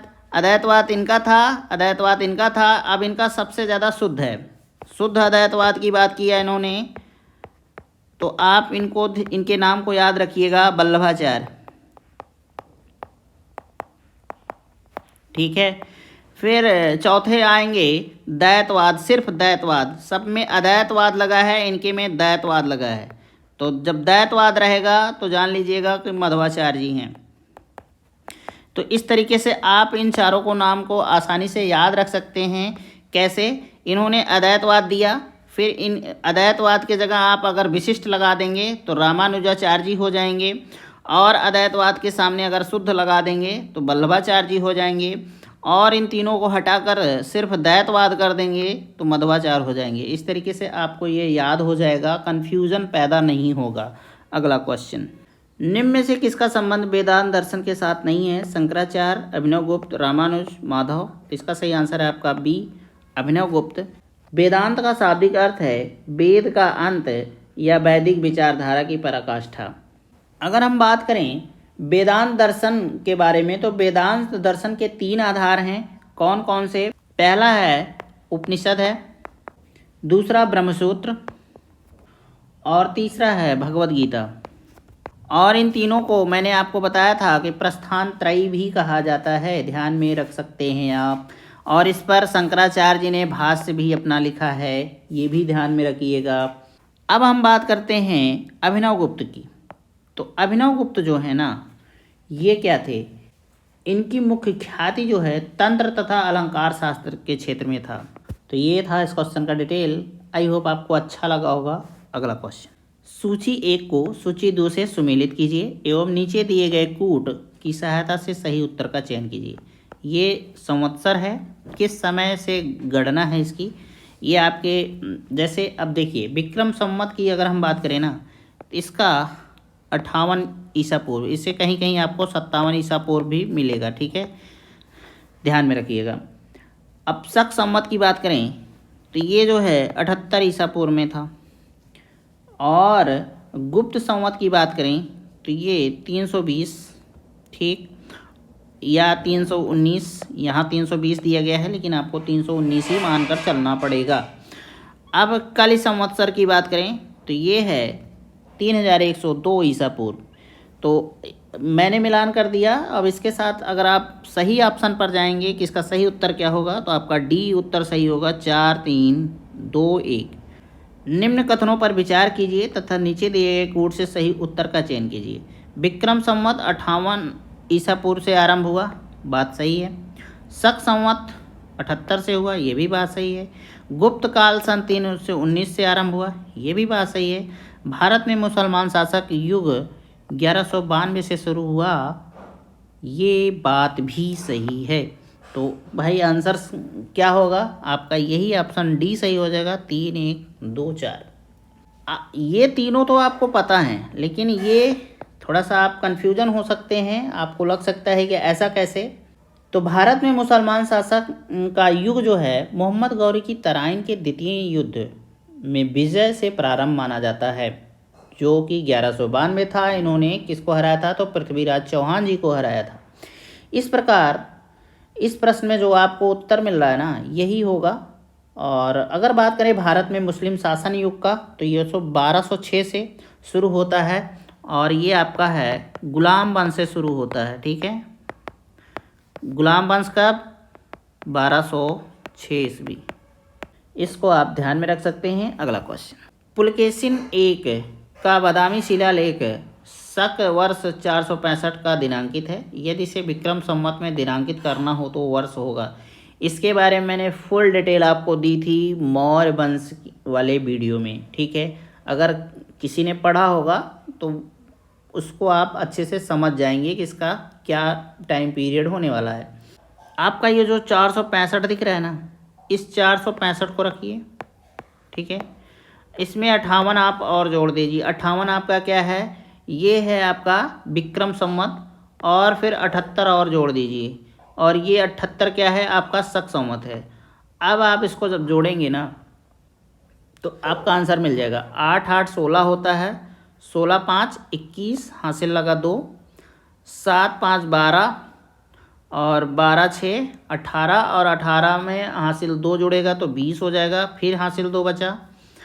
अब आपका बचा 4, 4 में 2 जोड़ देंगे तो 6 हो जाएगा। 601 ईस्वी, यही आपका आंसर हो जाएगा। ठीक है, तो आई होप आपको समझ में आ गया होगा और आपका ऑप्शन ए सही हो जाएगा। अगला क्वेश्चन, पुराणों के अनुसार चंद्रवंशीय शासकों का मूल स्थान था, तो इसका सही आंसर आपका सी होगा। कैसे सी होगा मैं आपको बताता हूँ। पुराणों के अनुसार चंद्रवंश, या इसे कह लीजिए सोमवंश, ठीक है, क्षत्रिय वर्ण के 3 मूल वंशों, 2 अन्य कौन कौन थे, तो एक था आपका सूर्यवंश और एक था दूसरा था अग्निवंश। पता रहेगा अब आपको, तो में से एक है ये कौन सा, चंद्रवंशी में से एक है। चंद्रवंशी शासकों का मूल स्थान त्रेता युग में प्रयाग था, परंतु प्रलय के पश्चात द्वापर युग में चंद्रवंशी संवारन ने प्रतिष्ठानपुर, ये प्रतिष्ठानपुर आपका है क्या वर्तमान में, तो वर्तमान झूसी इलाहाबाद को कहते हैं, में राजधानी की स्थापना की। तो ज़्यादा भटकने की ज़रूरत नहीं है। ये प्रतिष्ठानपुर कहाँ है, वर्तमान में क्या है, तो ये आपका झूसी इलाहाबाद प्रयागराज कुछ भी कह लीजिए, यही है। अब आप एक चीज़ और जान लीजिए कि झूसी को प्रतिष्ठान भी बहुत पहले कहा जाता था। ठीक है, प्रतिष्ठानपुर। अगला क्वेश्चन, मौखरी शासकों की राजधानी थी थानेश्वर, कन्नौज, पुरुषपुर, उपयुक्त में से कोई नहीं। तो इसका सही आंसर है आपका बी, कन्नौज था। और मौखरी का उत्पन्न कहाँ हुआ, ये कहाँ से पैदा हुआ, तो मौखरी वंश जो है ना गुप्तों के सामंत थे, जो मूलतः गया के निवासी थे। और इस वंश के प्रमुख राजाओं के नाम भी जान लीजिए, हरिवर्मा, आदित्य वर्मा, ईशान वर्मा, और सर्ववर्मा और ग्रह वर्मा। तो ये थे कुछ फेमस राजा इस टाइम के मौखरी शासकों के। अगला क्वेश्चन, गुप्त वंश के पतन से लेकर आरंभिक 7वीं शताब्दी में हर्षवर्धन के उत्थान तक उत्तर भारत में निम्नलिखित में से किन राज्यों का शासन था। तो देखिए इसका आपका ऑप्शन ना बी सही होगा। मगध के गुप्त थे, फिर थानेश्वर के पुष्यभूत थे, फिर आपके कन्नौज के मौखरी, फिर आपका छठा वल्लभी की मैत्रक। ठीक है, अगला क्वेश्चन, हर्ष के समय की सूचनाएं किसकी पुस्तकों में निहित है। तो इसका सही ऑप्शन है बी कल्हड़। और कल्हड़ ने लिखा क्या था? तो राज तरंगड़ी लिखा था। इस पुस्तक में हर्ष के बारे में काफ़ी कुछ जानकारियाँ आपको मिलती हैं और एक जगह से जानकारी मिलती है हर्ष के कवि थे, दरबारी कवि थे बाणभट्ट, और इन्होंने लिखा था हर्षचरित। आपको हर्ष के बारे में फुल डिटेल मिलेगा हर्षचरित से, ठीक है। ये दो साधन थे, एक राज तरंगड़ी, दूसरा हर्षचरित। कभी भी कंफ्यूज मत होइएगा। हर्षचरित को बाणभट्ट ने लिखा था, ये जो है हर्षवर्धन के राजकवि भी थे, ठीक है। और कल्हड़ जो है राज तरंगड़ी लिखे था। इसमें कश्मीर का इतिहास भी है राज तरंगड़ी में, तो ये भी जानते रहिए। अगला क्वेश्चन, हर्षचरित नामक पुस्तक किसने लिखी? तो मैं आपको पहले ही बता चुका हूँ, बाणभट्ट ने लिखी थी। ये हर्ष के जो हैं दरबारी कवि थे। अगला क्वेश्चन, हर्ष के साम्राज्य की राजधानी थी कन्नौज, पाटलिपुत्र, प्रयाग, थानेश्वर। तो देखिए इसका सही आंसर है ए कन्नौज भी था और डी भी है थानेश्वर भी था। हर्ष की दो राजधानियाँ थी, एक कन्नौज एक थानेश्वर। सम्राट हर्ष ने अपनी राजधानी थानेश्वर से कहाँ स्थानांतरित की थी? तो मैं आपको बता चुका हूँ कि दो राजधानियाँ थी, एक थानेश्वर पहले ही थी, बाद में इससे ट्रांसफ़र किया अपनी राजधानी को, कन्नौज ले गया, ठीक है। सम्राट हर्षवर्धन ने दो महान धार्मिक सम्मेलनों का आयोजन किया था, तो कहाँ किया था? तो आपका कन्नौज में किया था और प्रयागराज में किया था इसने। उत्तर प्रदेश में स्थित वह स्थल जहाँ हर्षवर्धन ने बौद्ध महासम्मेलन का आयोजन किया था, तो इसका सही आंसर है प्रयाग में, इस ऑप्शन के हिसाब से, ठीक है। अगला क्वेश्चन, नर्मदा नदी पर सम्राट हर्ष ने दक्षिणावर्ती अग्रगमन को रोका, किसने रोका था? अग्रगमन मतलब बढ़ने से रोका था, किसने? तो ये था पुलकेशिन द्वितीय ने किया था ऐसा। और ये बातें हमें पता कहाँ से चलती है? तो एक ऐहोल प्रशस्ति है, इससे जानकारी मिलती है, और दूसरा ह्वेनसांग से मिलती है। ह्वेनसांग आप सभी जानते हैं, ये चीनी यात्री था, ठीक है। अगला क्वेश्चन, निम्नलिखित शासकों में से किसने हर्षवर्धन को पराजित किया था? तो बार बार चलिए यही आंसर आएगा, पुलकेशिन द्वितीय। और ये था किस वंश का शासक? तो ये चालुक्य वंश का था। अगला क्वेश्चन, चालुक्य शासक पुलकेशिन की हर्ष पर विजय का वर्ष क्या था? तो इसका है 618 ईस्वी। कविबाण निवासी था, तो इसका सही आंसर डी होगा। उपयुक्त में से क्यों नहीं, कोई नहीं। क्यों ऐसा? क्योंकि ये थे बिहार के निवासी। बिहार में इनका जन्म जो है प्रीतकूटा नामक गांव में हुआ था। ह्वेनसांग किसके शासनकाल में भारत आया था? तो इसका सीधा सा आंसर है सम्राट हर्ष के टाइम में आया था। अगर इसके उद्देश्य के बारे में जानना चाहें कि ये भारत में क्यों आया था, इसका बस एक ही उद्देश्य था कि गौतम बुद्ध के जहाँ भी पवित्र स्थल थे उनको ये घूमने की इच्छा रखता था, उनसे जानकारियाँ इकट्ठा करने की इच्छा रखता था। अगर हम जानना चाहें कि ये निवासी कहाँ का था, तो चीन में उस समय तांग शासकों की राजधानी चंगन थी, ये वहीं का निवासी था। और 629 में इसने प्रस्थान किया था। 629 ईस्वी में इसने कहाँ से प्रस्थान किया था? तो चंगन से किया था और ये भारत पहुंचा। और इसने एक बहुत ही इम्पोर्टेंट ग्रंथ लिखा जिसका नाम था सीयूकी। इसमें पूरे भारत में इसने जो भी भ्रमण किया उसके बारे में चर्चा किया है कायदे से। अगला क्वेश्चन, हर्षवर्धन के शासनकाल में किस चीनी यात्री ने भारत की यात्रा की थी? तो वही क्वेश्चन है, ह्वेनसांग ने किया था ऐसा। अगला क्वेश्चन, भारत की यात्रा करने वाले चीनी यात्री युआन च्वांग, जिसे ह्वेनसांग भी कहते हैं, ने तत्कालीन भारत की सामान्य दशाओं और संस्कृति का वर्णन किया है। इस संदर्भ में निम्नलिखित में से कौन सा कथन सही है? सड़क और नदी मार्ग लूट मार्ग से पूरी तरह सुरक्षित थे, ये गलत है। आज जब सुरक्षित नहीं है ऐसा, तो उस समय आप कल्पना कर ही नहीं सकते। सड़क और नदी मार्ग पूर्णतः सुरक्षित नहीं थे, ठीक है। जहाँ तक अपराधों के लिए दंड का प्रश्न है, अग्नि, जल, विष द्वारा सत्य परीक्षा किया जाना ही किसी भी व्यक्ति की निर्दोषता अथवा दोष के निर्णय का साधन थे। तो ये बात सही है। उस टाइम में लोगों को आग में डाल दिया जाता था, कहा जाता था कि अगर ये सही होगा तो जलेगा नहीं, बच जाएगा। विष पिला देते थे। तो ये सब बातें होती थी उस टाइम में, और ये सही है। व्यापारियों को नौघाटों और नौकाओं पर शुल्क देना पड़ता था, ये भी बात सही है। तो आपका ऑप्शन 2 और 3 सही होगा। इस तरीके से बी ऑप्शन आपका सही हो जाएगा। अगला क्वेश्चन, हर्ष के दरबार में ह्वेनसांग को एक दूत के रूप में किसने भेजा था? तो भाई ये सवाल इस तरीके से ये गलत है, और इसका ऑप्शन डी सही होगा, क्योंकि ह्वेनसांग को किसी ने भेजा नहीं था, बल्कि ये खुद आया था भारत में घूमने फिरने के चक्कर में। अगला क्वेश्चन, ह्वेनसांग की भारत में यात्रा के समय सूती कपड़ों के उत्पादन के लिए सबसे प्रसिद्ध नगर कौन सा था? तो मथुरा था उस समय सूती कपड़ों के लिए, और आपका वाराणसी जो है रेशमी कपड़ों के लिए प्रसिद्ध था। ह्वेनसांग बताता है कि थानेश्वर की समृद्धि का प्रधान कारण वहाँ का व्यापार ही था। बाण ने थानेश्वर नगरी को अतिथियों के लिए चिंतामणि भूमि तथा व्यापारियों के लिए लाल भूमि बताया है। यहाँ के निवासी अधिकांशतः व्यापारी थे जो विभिन्न वस्तुओं का व्यापार करते थे।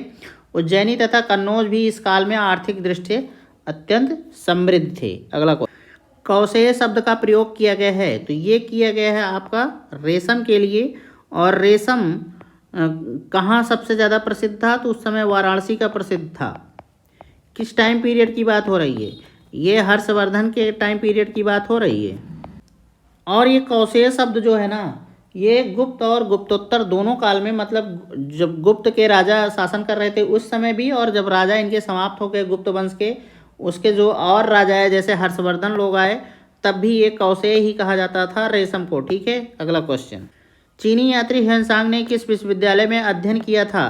तो ये सीधा सा आंसर है आपका डी, नालंदा में इसने किया था। 637 ईस्वी में ह्वेनसांग नालंदा विश्वविद्यालय गया था। इस समय यहाँ के कुलपति आचार्य शीलभद्र थे। लगभग 1.5 वर्ष तक नालंदा में निवास कर इसने योग शास्त्र का अध्ययन किया था। आज भी भारत में ह्वेनसांग को याद करने का मुख्य कारण क्या है? हर्ष के प्रति सम्मान, नालंदा में अध्ययन, बौद्ध धर्म में आस्था, सीयूकी की रचना। तो यही आपका ऑप्शन डी सही होगा, क्योंकि इसने सीयूकी की रचना की थी। जब भारत भ्रमण इसने कर लिया और चीन वापस गया तो सीयूकी की रचना की, और भारत के बारे में काफ़ी विस्तार से जानकारी दिया है इसने। अगला क्वेश्चन, चीनी यात्री जिसने भीनमाल की यात्रा की थी, ये कौन था? तो इसका सही आंसर है आपका सी, ह्वेनसांग। यहाँ बेनसांग हो गया है, आपका ह्वेनसांग है। ठीक है। और ह्वेनसांग के बारे में एक खास बात मैं आपको बता दूं, इसे यात्रियों का राजकुमार कहा जाता है। तो आपसे पूछा जा सकता है कि यात्रियों का राजकुमार किसे कहा जाता है? तो ह्वेनसांग को कहा जाता है। अगला क्वेश्चन, सीयूकी नामक यात्रा विवरण निम्नलिखित में से किससे जुड़ा है? तो बार बार वही चीज़, और ये ऑप्शन डी आपका सही होगा, ह्वेनसांग का। इसे यात्रियों का राजकुमार कहा जाता है। ठीक है। और ये किस राजवंश से आया था? तो ये उस समय तांग शासकों की राजधानी चंगन से आया था। ठीक है। और कब आया, वहाँ से प्रस्थान कब किया? तो 629 ईस्वी में इसने प्रस्थान किया था। निम्नलिखित में से कौन सा उपवाक्य उत्तर हर्षकालीन स्रोतों में प्रायः उल्लिखित हुंडी के स्वरूप की परिभाषा बताता है? राजा द्वारा अपने अधीनस्थों को दिया गया परामर्श, गलत है। प्रतिदिन का लेखा जोखा अंकित करने वाली बही, ये भी गलत है। विनिमय पत्र, यही आपका सही है। हुंडी से तात्पर्य क्या है? तो जान लीजिए, भारत में साफ पत्रों का प्रचलन ना बहुत प्राचीन है, तथा इसे हुंडी कहा जाता है।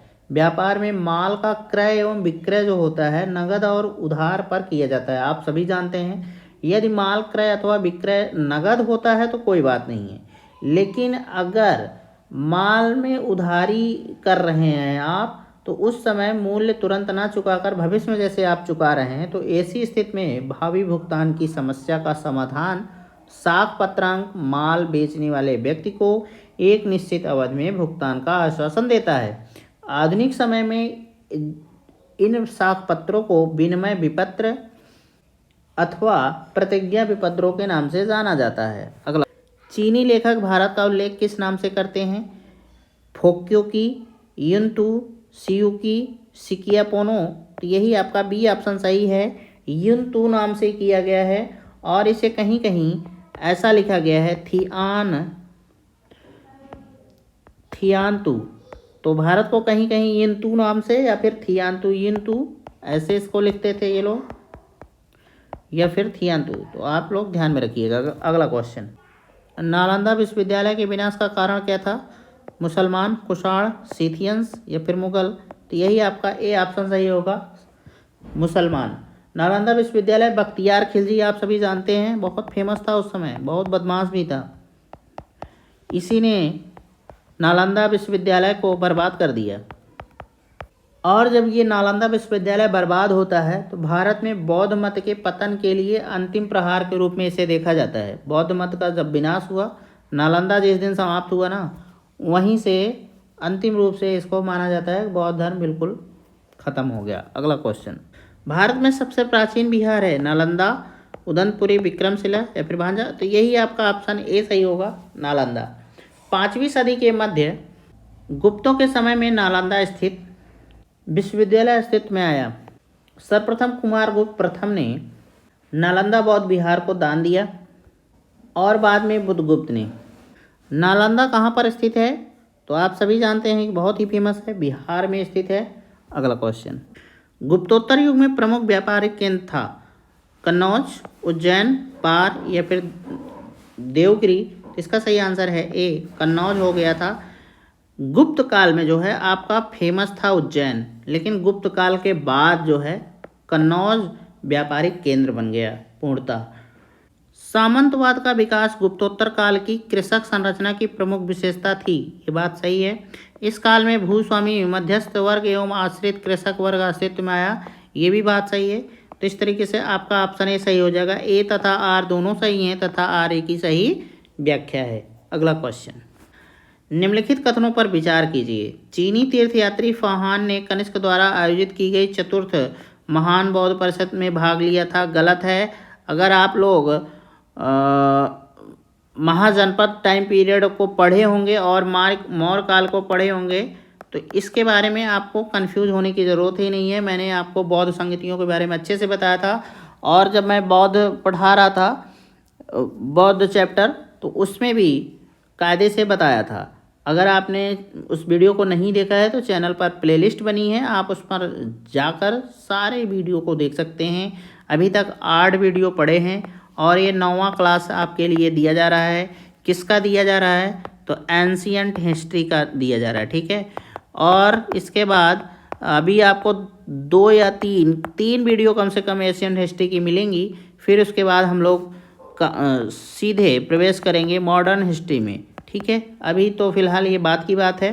देखते हैं क्वेश्चन को। चीनी तीर्थयात्री हेनसांग हर्ष से मिला और उसे बौद्ध धर्म का प्रतिरोधी पाया। प्रतिरोधी नहीं था, बौद्ध हर्ष जो है वो इसके मिलने से पहले ही वो बौद्धिस्ट बन चुका था। तो इस तरीके से आपका ऑप्शन डी सही हो जाएगा, ना ही 1 और ना ही 2, क्योंकि बौद्ध परिषद में भाग नहीं लिया था और ये प्रतिरोधी नहीं था, बल्कि पहले से ही हर्ष जो है बौद्ध धर्म के प्रति उसका झुकाव था। अगला क्वेश्चन, निम्नलिखित में से कौन सा ही सुमेलित नहीं है? विदेशी यात्री हैं और भारत भ्रमण वर्ष है, ठीक है। फाहान की बात करें तो 399 से 414, ये भ्रमण से लेकर भारत में रहने तक की बात किया गया है इस क्वेश्चन में, ठीक है। हेनसांग जो है 629 में निकला था और 645 तक रहा भारत में। इत्सिंग जो है 679 से 695, यही गड़बड़ है आपका। इसमें इत्सिंग जो है 671 से 695 ईस्वी के बीच भ्रमण किया था। और अल मसूदी की बात करें ना तो ये भी गलत है, ये भी ऑप्शन आपका गलत है। ये 915 की बात है, ठीक है। तो इस तरीके से इसमें 2 ऑप्शन गलत हैं। तो इसका आंसर देना थोड़ा सा कठिन है, क्योंकि आप बता सकते हैं कि सी और डी दोनों सही होंगे, इस तरीके से सुमेलित नहीं है। बाकी ये दोनों सुमेलित हैं, ए और बी। अगला क्वेश्चन, निम्नलिखित कथनों पर विचार कीजिए तथा नीचे दिए गए कोड से सही उत्तर का चयन कीजिए। मुल्तान के सूर्य मंदिर का उल्लेख हेनसांग, अबू जईद, अल मसूदी तथा अल बरूनी ने किया है, ये बात सही है। शामपुर यात्रोत्सव सूर्य पूजा से संबंधित है, ये भी बात सही है। तो इस तरीके से आपका ऑप्शन कौन सा सही होगा? सी होगा। 1 और 2 दोनों सही है। अगला क्वेश्चन, भारतीय इतिहास के संदर्भ में निम्नलिखित में से कौन सा सामंती व्यवस्था का अनिवार्य तत्व है? अत्यंत सशक्त केंद्रीय राजनीतिक सत्ता और अत्यंत दुर्बल प्रांतीय स्थानीय राजनीतिक सत्ता, ये गलत है। भूमि के नियंत्रण तथा स्वामित्व पर आधारित प्रशासनिक संरचना का उदय, ये बात सही है। सामंत तथा उसके अधिपति के बीच स्वामी दास संबंध का बनना, तो इस तरीके से आपका ऑप्शन कौन सा सही होगा? बी सही होगा, 2 और 3। निम्नलिखित कथनों में से कौन सा 8वीं शताब्दी के संत शंकराचार्य के बारे में सही नहीं है? उन्होंने भारत के विभिन्न क्षेत्रों में 4 धाम स्थापित किए, ये बात सही है। इन्होंने बौद्ध तथा जैन धर्मों का विस्तार पर रोक लगाया, ये भी बात सही है। रोकने से तात्पर्य यहाँ ये है कि इन्होंने सनातन धर्म के बारे में काफ़ी कुछ किया है और जिससे बौद्ध और जैन धर्म थोड़ा सा रुके, और उस समय तो बहुत इनका विकास हो चुका था बौद्धों और जैनों का। उन्होंने प्रयाग को तीर्थराज नाम दिया, ये बात गलत है। इन्होंने वेदांत का प्रसार किया, ये भी बात सही है। तो इस तरीके से यही आपका ऑप्शन सी सही होगा, यही गलत है। अगला क्वेश्चन, आदि शंकर जो भारत में शंकराचार्य बने, उनका जन्म हुआ था कश्मीर में, केरल में, तो यही आपका ऑप्शन बी सही है, केरल के कलाडी में हुआ था। आदि शंकराचार्य द्वारा स्थापित 4 मठ कहाँ स्थित हैं? तो देखिए, एक दिया है सिंगरेरी दिया है, ये सही है, कर्नाटक में है, ठीक है। द्वारका गुजरात में है। जोशीमठ उत्तराखंड में, ठीक है। प्रयागराज में ऐसा कुछ नहीं है।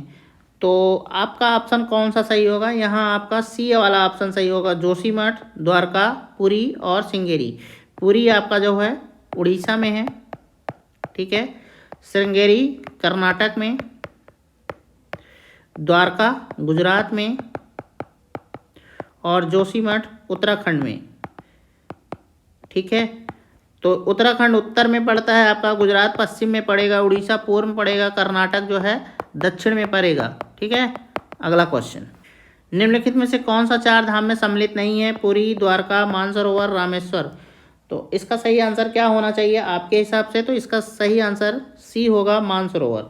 4 धाम में बद्रीनाथ, द्वारका, पुरी तथा रामेश्वर आते हैं, जैसा कि मैं पहले आपको बता चुका हूँ। जबकि छोटा 4 धाम में उत्तराखंड में स्थित है और ये गंगोत्री है, फिर यमुनोत्री की बात आती है, फिर आता है केदारनाथ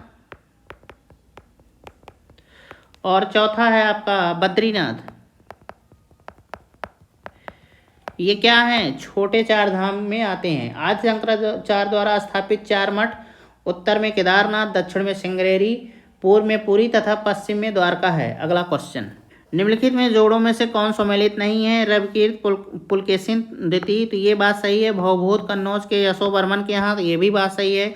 हरिसेन जो है हर्ष, ये बात गलत है। हरिसेन जो है गुप्त काल में थे और ये समुद्रगुप्त के टाइम पीरियड में उनके राज कवि थे। और हर्ष की बात करें ना, तो बाणभट्ट थे इनके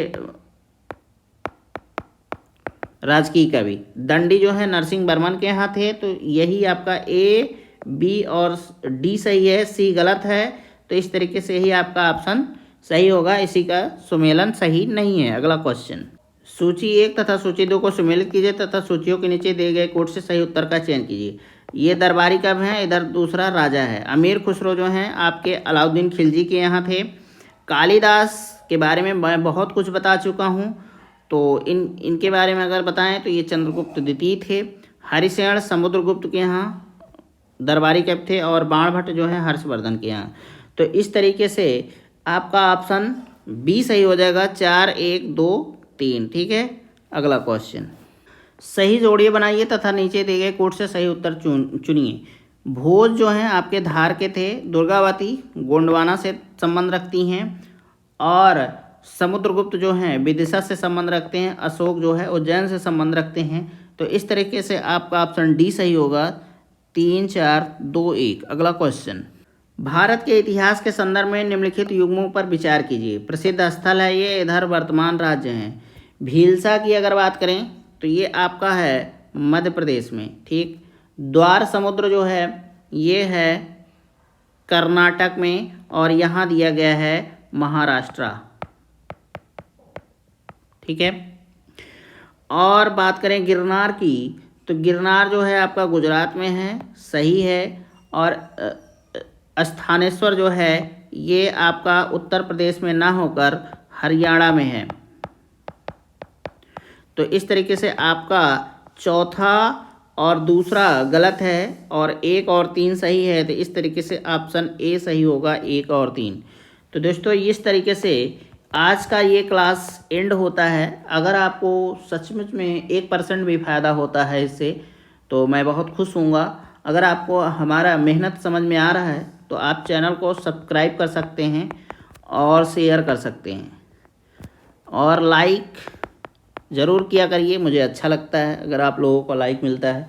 ज़्यादा कुछ नहीं कहना है, चैनल तो खुद सब्सक्राइब करेंगे आप अगर कंटेंट अच्छा होगा, आपको अच्छा लग रहा होगा कि हाँ सच में मेहनत किया गया है इसके पीछे, तो आप ज़रूर ऐसा करेंगे। ठीक है, नेक्स्ट वीडियो में आपसे जल्द मिलेंगे, तब तक के लिए नमस्कार, जय हिंद, जय भारत।